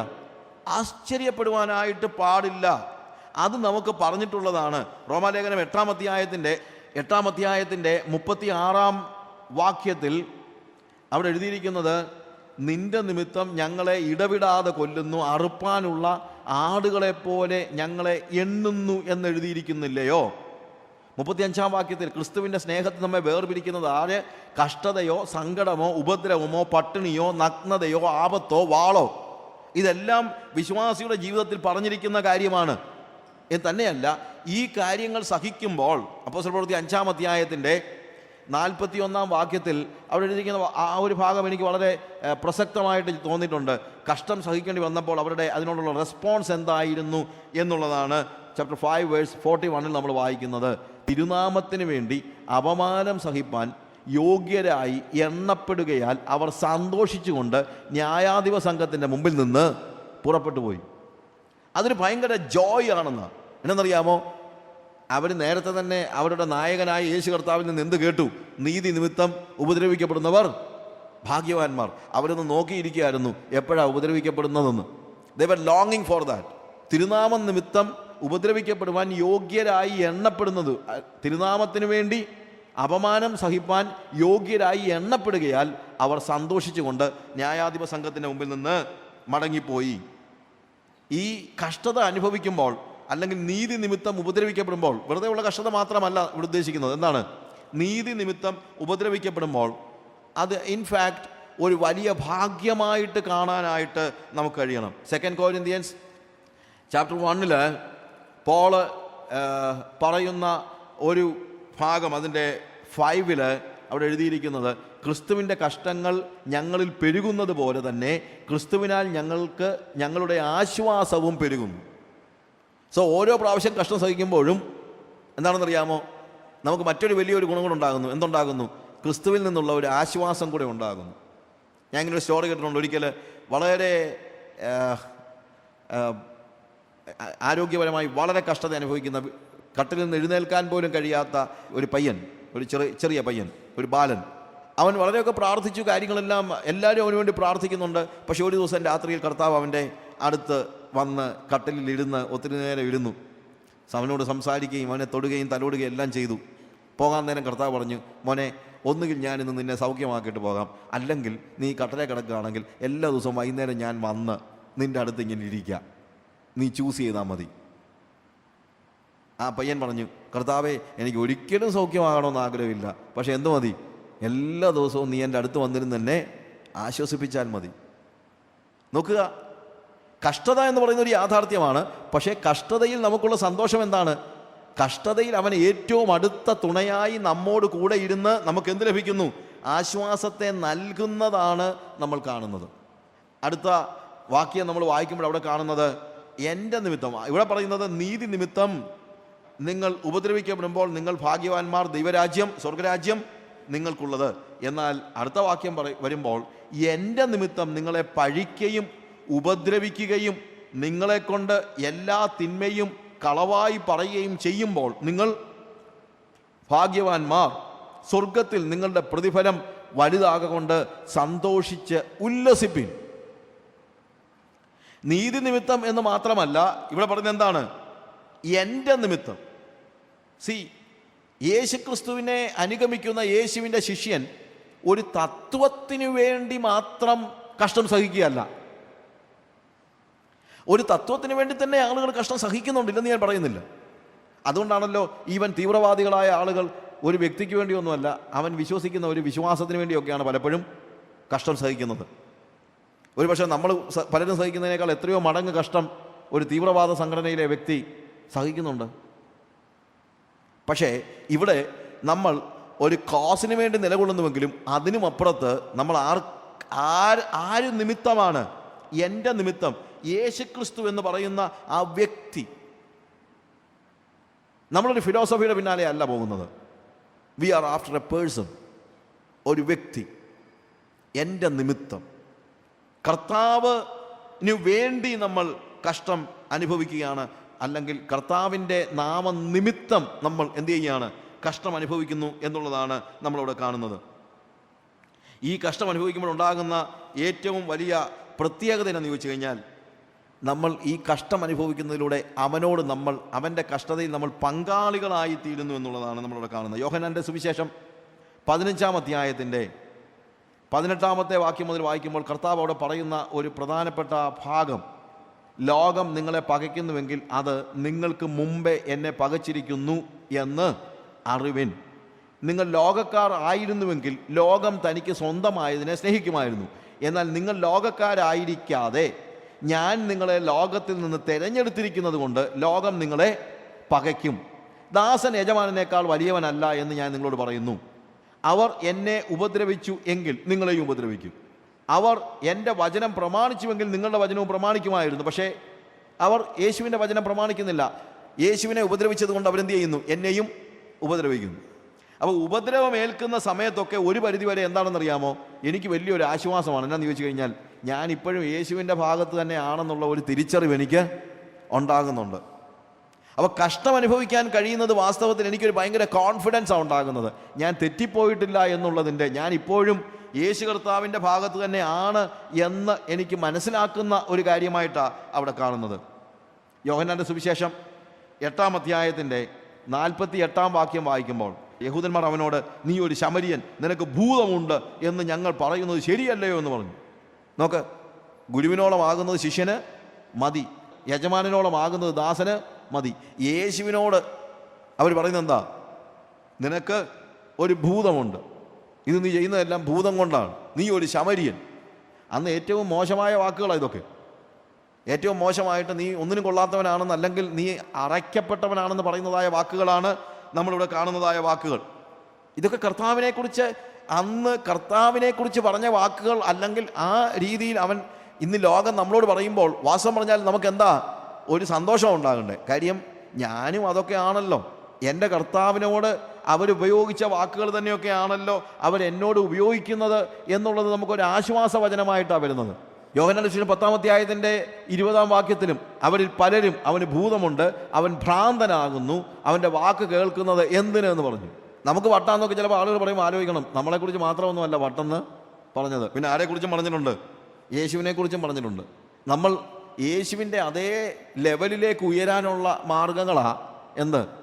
അവൻ കേട്ട പോലുള്ള ചീത്തവിളിയൊക്കെ നമ്മളും കേൾക്കുന്നത്. ഇനി മത്തായിയുടെ സുവിശേഷം 27-ാം അധ്യായം അതിൻ്റെ 39 മുതൽ താഴോട്ടുള്ള വാക്യങ്ങൾ വായിക്കുമ്പോൾ അവിടെ എഴുതിയിരിക്കുന്നത്, കടന്നു പോകുന്നവർ തലകുലുക്കി അവനെ ദുഷിച്ചു, മന്ദിരം പൊളിച്ച് 3 നാൾ കൊണ്ട് പണിയുന്നവനെ, നിന്നെ തന്നെ രക്ഷിക്കുക, ദൈവപുത്രനെങ്കിൽ ക്രൂശിൽ നിന്ന് ഇറങ്ങി വാ എന്ന് പറഞ്ഞു. അങ്ങനെ തന്നെ മഹാപുരോഹിതന്മാരും ശാസ്ത്രിമാരും മൂപ്പന്മാരും പരിഹസിച്ചു. ഇവൻ മറ്റുള്ളവരെ രക്ഷിച്ചു, തന്നെത്താൻ രക്ഷിപ്പാൻ കഴിയുകയില്ല. അവൻ ഇസ്രായേലിൻ്റെ രാജാവാകുന്നുവെങ്കിൽ ഇപ്പോൾ ക്രൂശിൽ നിന്ന് ഇറങ്ങി വരട്ടെ, എന്നാൽ ഞങ്ങൾ അവനിൽ വിശ്വസിക്കാം. ഇവൻ ദൈവത്തിൽ ആശ്രയിക്കുന്നു, അവൻ ഇവനിൽ പ്രസാദമുണ്ടെങ്കിൽ ഇപ്പോൾ വിടുവിക്കട്ടെ, ഞാൻ ദൈവപുത്രൻ എന്നവൻ പറഞ്ഞുവല്ലോ എന്ന് പറഞ്ഞു. അങ്ങനെ തന്നെ അവനോടുകൂടെ ക്രൂശിച്ച കള്ളന്മാരും അവനെ നിന്ദിച്ചു. യേശു കർത്താവ് ക്രൂശിൽ കിടക്കുമ്പോൾ പോലും എന്താണ്? മറ്റുള്ളവനവനെ നിന്ദിക്കുകയാണ്. നിന്ദിക്കാൻ തന്നെയല്ല, അവർ പറയുന്നത് ഇവന് ദൈവത്തിൽ പ്രസാദമുണ്ടെന്ന് പറഞ്ഞിട്ട് പിന്നെന്താണ് ഇവൻ ക്രൂശിൽ കിടക്കുന്നതെന്നാണ് ചോദിക്കുന്നത്. ഞാൻ പറഞ്ഞതിൻ്റെ അർത്ഥം മനസ്സിലാക്കണം.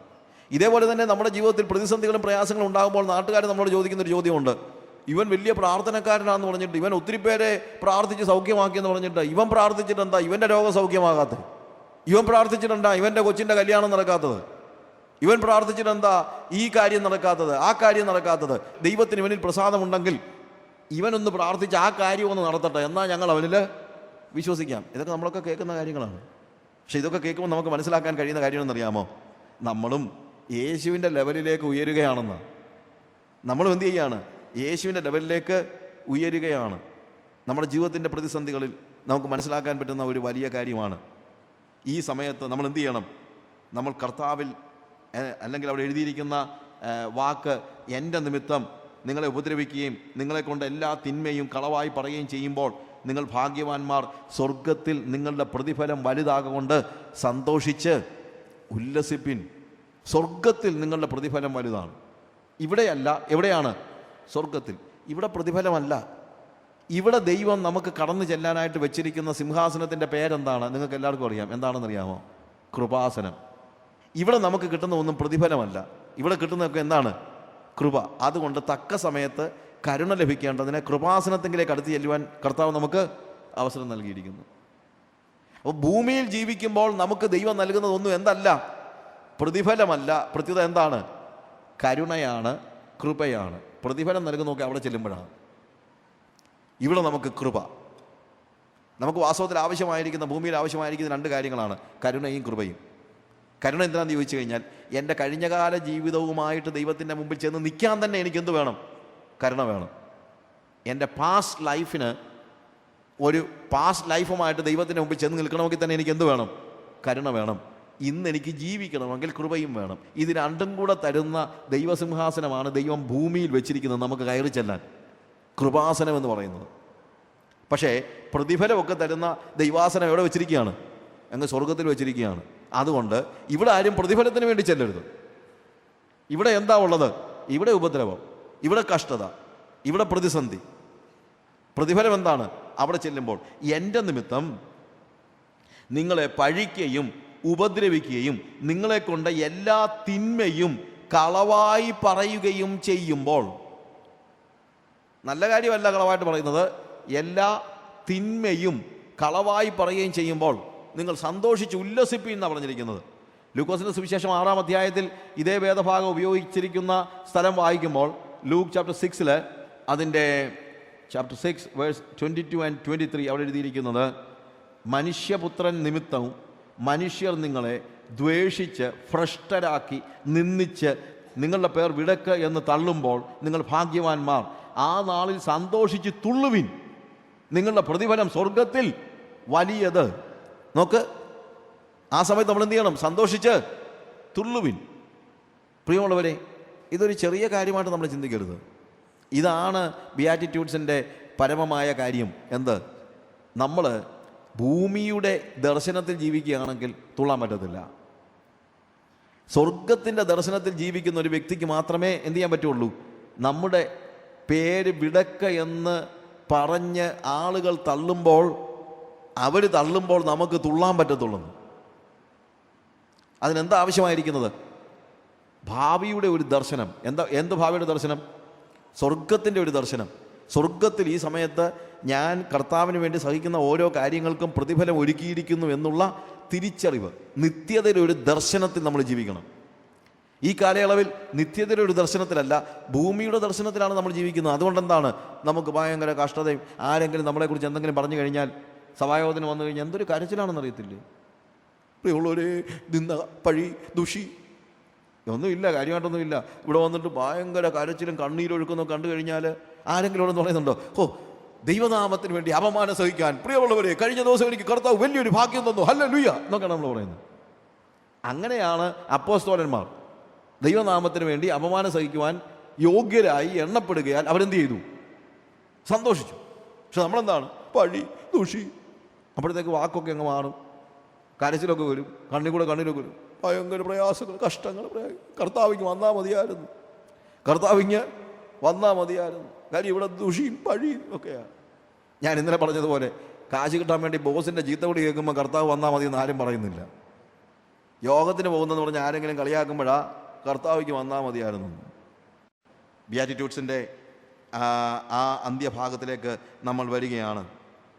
ഭൂമിയിൽ നമ്മൾ കഷ്ടം അനുഭവിച്ചുകൊണ്ട് ജീവിക്കുമ്പോൾ ഞാൻ യേശുവിനെ പോലെ ജീവിക്കാൻ എനിക്ക് കഴിയുന്ന, അല്ലെങ്കിൽ അതാണ് വാസ്തവത്തിൽ ദൈവം നൽകുന്നതായ ഒരു വലിയ പ്രതിഫലമായിട്ട് ഞാൻ കാണുകയാണ്. Great is your reward in heaven.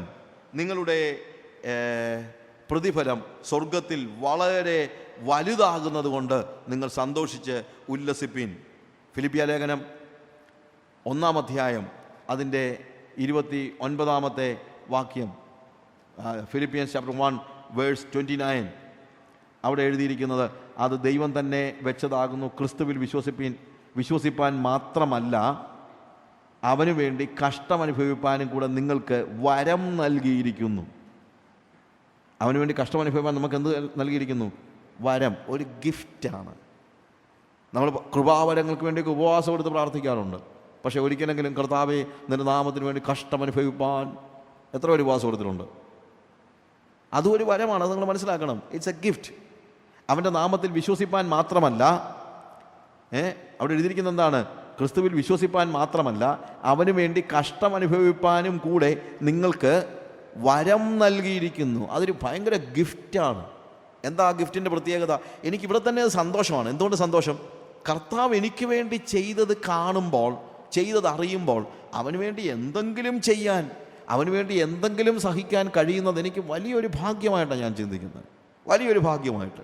നമ്മൾ ഒരു ത്യാഗവും കർത്താവിന് വേണ്ടി ചെയ്യുന്നില്ല എന്ന് നമ്മൾ മനസ്സിലാക്കണം. പല സമയത്തും ആളുകൾ എവിടെയെങ്കിലും നമ്മൾ അല്പമെങ്കിലും ഒരു കഷ്ടം അനുഭവിച്ച ഉടനെ ഒത്തിരി ത്യാഗം ബ്രദർ സഹിക്കുന്നുണ്ടല്ലേ. എന്തോന്ന് ത്യാഗം?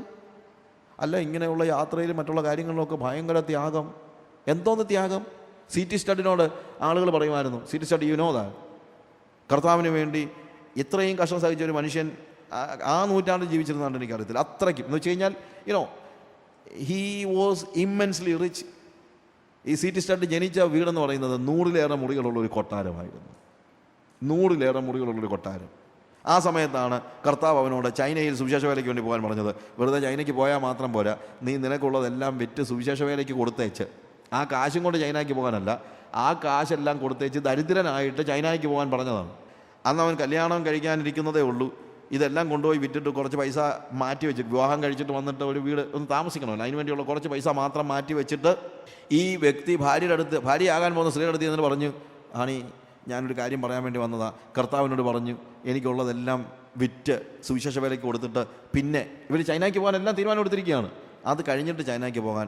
അതുകൊണ്ട് ഞാൻ നിന്നോട് ചോദിക്കാതെ വസ്തുവൊക്കെ വിറ്റ് കഴിഞ്ഞിട്ട് പിന്നെ നമ്മൾ കല്യാണം കഴിഞ്ഞിട്ട് തിരിച്ച് വരാൻ നേരം കല്യാണം കഴിഞ്ഞ് താമസിക്കാനുള്ള ഒരു ചെറിയ ഒരു വീടിനുള്ള കാര്യങ്ങൾ മാത്രമേ ഞാൻ മാറ്റി വെച്ചിട്ടുള്ളൂ, ബാക്കിയുള്ളതെല്ലാം ഞാൻ സുവിശേഷ വേലയ്ക്ക് വേണ്ടി കൊടുത്തു.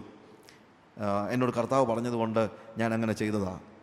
ഈ സ്ത്രീ ഈറ്റപ്പുലിയെ പോലൊരു ചാട്ടം, എന്നോട് ഒറ്റ അക്ഷരം മിണ്ടി പോയേക്കരുത്. ഉടനെ സീറ്റിസ്റ്റായിട്ട് പറഞ്ഞ്, ആണീ ഞാൻ കർത്താവ് എന്നോട് പറഞ്ഞത് അതാ ഞാൻ ചോദിച്ചത്, കർത്താവ് നിങ്ങളോട് എന്താ പറഞ്ഞത്? ഉടനെ പറഞ്ഞ്, കർത്താവിനോട് പറഞ്ഞ് നിനക്കുള്ളതെല്ലാം വിറ്റ് സുവിശേഷ വേലയ്ക്ക് കൊടുക്കാൻ. അതാ ഞാൻ ചോദിക്കുന്നത്, പിന്നെ നിങ്ങൾ എന്തിനാ വീടിനുള്ള പൈസ മാറ്റി വെച്ചത്? അതുകൂടെ കൊടുത്തിട്ട് എൻ്റെ അടുത്ത് മിണ്ടിയാൽ മതിയെന്ന്. അതായത് വിറ്റതിനല്ല കുറ്റം പറഞ്ഞത്, എന്താണ്, അതുകൂടെ വിറ്റ് കഴിഞ്ഞിട്ട് പിന്നെ പറഞ്ഞാൽ മതി, അല്ലാതെ വേറെ കാര്യമില്ല. ഈ സ്ത്രീയും സീറ്റി സ്റ്റഡും കൂടെ ചൈനയിൽ പോയി താമസിച്ച് സുവിശേഷ വേല ചെയ്തു. പക്ഷെ വേറൊരു കാര്യം, ആ സാഹചര്യത്തിൽ പോയി താമസിച്ച ആ സ്ത്രീ ഇൻവാലിഡായിപ്പോയി. അവരുടെ ആരോഗ്യം നശിച്ചു തന്നെയല്ല, ടോട്ടലി ഇൻവാലിഡ്. അവർ കട്ടിലിൽ നിന്ന് എഴുന്നേൽക്കാൻ കഴിയാത്ത നിലയിൽ പൂർണ്ണമായിട്ടും ബെഡ് റിഡനായിപ്പോയി. സിറ്റിസണിനൊന്നും ചെയ്യാൻ വയ്യാതെ ഈ സ്ത്രീയെ കൊണ്ട് നേരെ ഇംഗ്ലണ്ടിൽ വന്നു. ഇംഗ്ലണ്ടിൽ ഇവർ താമസിച്ചുകൊണ്ടിരിക്കുന്ന കൂട്ടത്തിൽ ആഫ്രിക്കയെക്കുറിച്ചുള്ള വലിയ ബേർഡൻ സിറ്റിസണിനുണ്ടായി. അദ്ദേഹം അവിടെയുള്ള യൂണിവേഴ്സിറ്റികളിലെല്ലാം, ഇവർ കേംബ്രിഡ്ജിൽ പഠിച്ചുകൊണ്ടിരുന്ന കൂട്ടത്തിൽ DL മോഡി വന്ന് പ്രസംഗിച്ച ഒരു പ്രസംഗത്തിൽ ആണ് ചൈനയ്ക്ക് വേണ്ടി പോകാനായിട്ട് ഈ സീറ്റി സ്റ്റഡ് തീരുമാനമെടുത്തത്. അതുകൊണ്ട് ഇദ്ദേഹം എന്ത് ചെയ്തു, യൂണിവേഴ്സിറ്റികളിലെല്ലാം പോയി ആഫ്രിക്കയിലെ സുവിശേഷ വേലയ്ക്ക് വേണ്ടി ആളുകൾ വരാനായിട്ട് ഇൻവൈറ്റ് ചെയ്തു. ആരും വന്നില്ല. ഏറ്റവും ഒടുവിൽ ഈ മനുഷ്യൻ പറഞ്ഞു, യുവാക്കളായ നിങ്ങൾ ചൈനയ്ക്ക് പോകാൻ തയ്യാറല്ല എങ്കിൽ, വൃദ്ധനായ അയാൾ, വൃദ്ധനൊന്നും ആയില്ല, പക്ഷേ അയാളുടെ കഠിനാധ്വാനം കൊണ്ട് ശരിക്കും അയാൾ വൃദ്ധനെ പോലെ ആയിത്തീർന്നു. വൃദ്ധനായ ഞാൻ ആഫ്രിക്കയ്ക്ക് പോകും എന്ന് പറഞ്ഞു. അത് കേട്ട് ഈ ആളുകൾ ചോദിച്ചു, അപ്പോൾ നിൻ്റെ ഭാര്യ എന്തോ കൊടുക്കും? അതൊരു വലിയ പ്രശ്നമാണ്. ഭാര്യയും കൊണ്ട് പോകാൻ പറ്റുമോ? പോകാൻ പറ്റത്തില്ല. She is totally invalid. ഒടുവിൽ ഇവർ രണ്ടുപേരും കൂടെ ഇരുന്ന് ചോദിച്ചു, കർത്താവിനോട് ചോദിച്ചു എന്താണ് ചെയ്യേണ്ടത്. ആ സ്ത്രീ പറഞ്ഞു, എനിവേ ഐ ആം ഇൻവാലിഡ്, ഞാൻ വന്നിട്ട് കാര്യമൊന്നുമില്ല, നിങ്ങളോട് കർത്താവ് പറഞ്ഞ അനുസരിച്ച് നിങ്ങൾ ആഫ്രിക്കയ്ക്ക് പോകും. ഈ മനുഷ്യൻ ഇൻവാലിഡായിട്ടുള്ള ഭാര്യയെ ഇംഗ്ലണ്ടിൽ വിട്ടേച്ച് ആഫ്രിക്കയിൽ പോയി ഒരു കുടിൽ കെട്ടി താമസം തുടങ്ങി. ഒരു കുടിൽ, ഞാൻ ആ കുടിലിൻ്റെ ഫോട്ടോ കണ്ടിട്ടുണ്ട്. അദ്ദേഹം ജനിച്ച വീടിൻ്റെ ഫോട്ടോയും കണ്ടിട്ടുണ്ട്, കുടിലിൻ്റെ ഫോട്ടോയും കണ്ടിട്ടുണ്ട്. ഈ കുടിൽ പണിത് കഴിഞ്ഞിട്ട് ഓല കൊണ്ടുണ്ടാക്കിയിട്ട് കുടിൽ കണ്ടിട്ട്, കുടിലിന് അദ്ദേഹം ഇട്ട പേരാണെന്നറിയാമോ? Buckingham palace. കുടിലിനിട്ട പേരാ. ആ മനുഷ്യൻ 18 വർഷം ആഫ്രിക്കയിൽ താമസിച്ചു. 18 years he was living in Africa. 18 years. ഒരിക്കൽ പോലും മടങ്ങി വരാൻ പറ്റിയില്ല. ഇന്നത്തെ പോലെ ഫ്ലൈറ്റ് ഒന്നുമില്ല. ഞാൻ വർഷത്തിൽ 4 പ്രാവശ്യം ആഫ്രിക്കയിൽ പോകുന്നുണ്ട്. പക്ഷേ അദ്ദേഹത്തിന് അങ്ങനെ വർഷത്തിൽ 4 പ്രാവശ്യം പോയിട്ട് he couldn't come back. Even when his wife died, he couldn't come back. ഭാര്യ മരിച്ച സമയത്ത് പോലും വരാനായിട്ട് പറ്റിയില്ല. ആ മനുഷ്യൻ അവിടെ സുവിശേഷ വേല ചെയ്തു. ആളുകൾ അദ്ദേഹത്തോട് പറയുവാണ്, നിങ്ങൾ ചെയ്യുന്നത് വലിയൊരു ത്യാഗമാണ്. പക്ഷേ അദ്ദേഹം പറയുമായിരുന്നൊരു വാക്കുണ്ട്, when I look at the cross, anything that I do for him is not a sacrifice at all. ഞാൻ ക്രൂശിനെ നോക്കുമ്പോൾ ഞാൻ അവന് വേണ്ടി ചെയ്യുന്നതൊന്നും ഒരു ത്യാഗമേ അല്ല. ക്രൂശിനെ അറിയാത്തവനാണ് ത്യാഗം ചെയ്തെന്ന് വീമ്പിളക്കുന്നത്. ഇന്നിപ്പോൾ എവിടെയെങ്കിലും സുവിശേഷ വേലയ്ക്ക് വേണ്ടി ആരെങ്കിലും പോയി കഴിഞ്ഞാൽ തിരിച്ചു വന്ന് പറയുന്ന വാക്കുകളൊക്കെ ഇട്ട് കഴിഞ്ഞാൽ ഭയങ്കര ത്യാഗം ചെയ്യുന്നെന്നാണ് പറയുന്നത്. എന്തോന്ന് ത്യാഗം? നിങ്ങൾ പോയിരിക്കുന്ന അതേ പട്ടണത്തിൽ മലയാളികളായ ആളുകൾ ടയർ കടക്കാരുണ്ട്. അവൻ മാസം 10,000 2,000 5,000 10,000 രൂപ കിട്ടാൻ വേണ്ടി ഈ വെയിലത്തും തണുപ്പത്തും ഏതെങ്കിലും സിക്കുകാരൻ്റെ വണ്ടി കേടാകണമെന്ന് പ്രാർത്ഥിച്ച് അവിടെ കിടന്ന് പണിയെടുക്കുക. എന്തിനാണെന്നറിയാമോ? മാസം 10,000 5,000 ഉണ്ടാക്കാൻ. എന്നിട്ടാണോ ഇറ്റേണിറ്റിക്ക് വേണ്ടി പ്രവർത്തിക്കുന്നു എന്ന് പറയുന്ന നിങ്ങൾ അവിടെ പോയി ചൂടാ, തണുപ്പാ, അതാ ഇതാതൊക്കെ പറഞ്ഞ് വലിയ ത്യാഗം പറയുന്നത്? When you look at the cross, ക്രൂശിലേക്ക് നോക്കുന്ന ഒരു വ്യക്തിക്ക് എങ്ങനെ ഞാൻ അവന് വേണ്ടി ചെയ്യുന്ന എന്തെങ്കിലും ഒരു കാര്യം ത്യാഗമാണെന്ന് പറയാനുള്ള തൻ്റെ ഇടമുണ്ടാകും? അവന് വേണ്ടി ഉപദ്രവം സഹിക്കാൻ കഴിയുന്നതിൻ്റെ സന്തോഷത്തിലാണ് ഞാൻ. അതുകൊണ്ടാണ് തിരുനാമം നിമിത്തം ഉപദ്രവം സഹിക്കാൻ കഴിഞ്ഞതുകൊണ്ട്, അപമാനം ഏൽക്കാൻ കഴിഞ്ഞതുകൊണ്ട് അത് സന്തോഷമായി എണ്ണുന്നവരായ ആളുകൾ. ഈ ബിയാറ്റിറ്റ്യൂഡ്സ് അല്ലെങ്കിൽ അനുഗ്രഹവചനങ്ങൾ, ശരിക്കും അതിൻ്റെ മലയാളം അതാണ്. കാരണം ഇവിടെ പറഞ്ഞിരിക്കുന്ന വാക്കുകൾ എന്താണ്? അനുഗ്രഹീതർ, അനുഗ്രഹീതർ. ആത്മാവിൽ ദരിദ്രരായവർ ഭാഗ്യവാന്മാർ, ദൈവരാജ്യം അവർക്കുള്ളത്. ദുഃഖിക്കുന്നവർ ഭാഗ്യവാന്മാർ, അവർക്ക് ആശ്വാസം ലഭിക്കും. ഭാഗ്യവാന്മാർ. പക്ഷേ ഭാഗ്യം എന്നതിനേക്കാൾ അനുഗ്രഹീതർ എന്നുള്ള വാക്കാണ് പ്രധാനം. ബിയാറ്റിറ്റ്യൂഡ്സ് എന്ന് പറയുമ്പോൾ അതിൻ്റെ അർത്ഥം അതാണ്, അനുഗ്രഹവചനങ്ങൾ. ഈ അനുഗ്രഹവചനങ്ങളിൽ കർത്താവ് കൊണ്ട് നിർത്തിയിരിക്കുന്നത് ഇതാണ്: നിങ്ങൾ ഉപദ്രവിക്കപ്പെടും. ഒരു സംശയവും വേണ്ട. ആ ഉപദ്രവിക്കപ്പെടുമ്പോൾ നിങ്ങൾ ഭൂമിയിലുള്ളതല്ല കാണേണ്ടത്. എന്താണ്?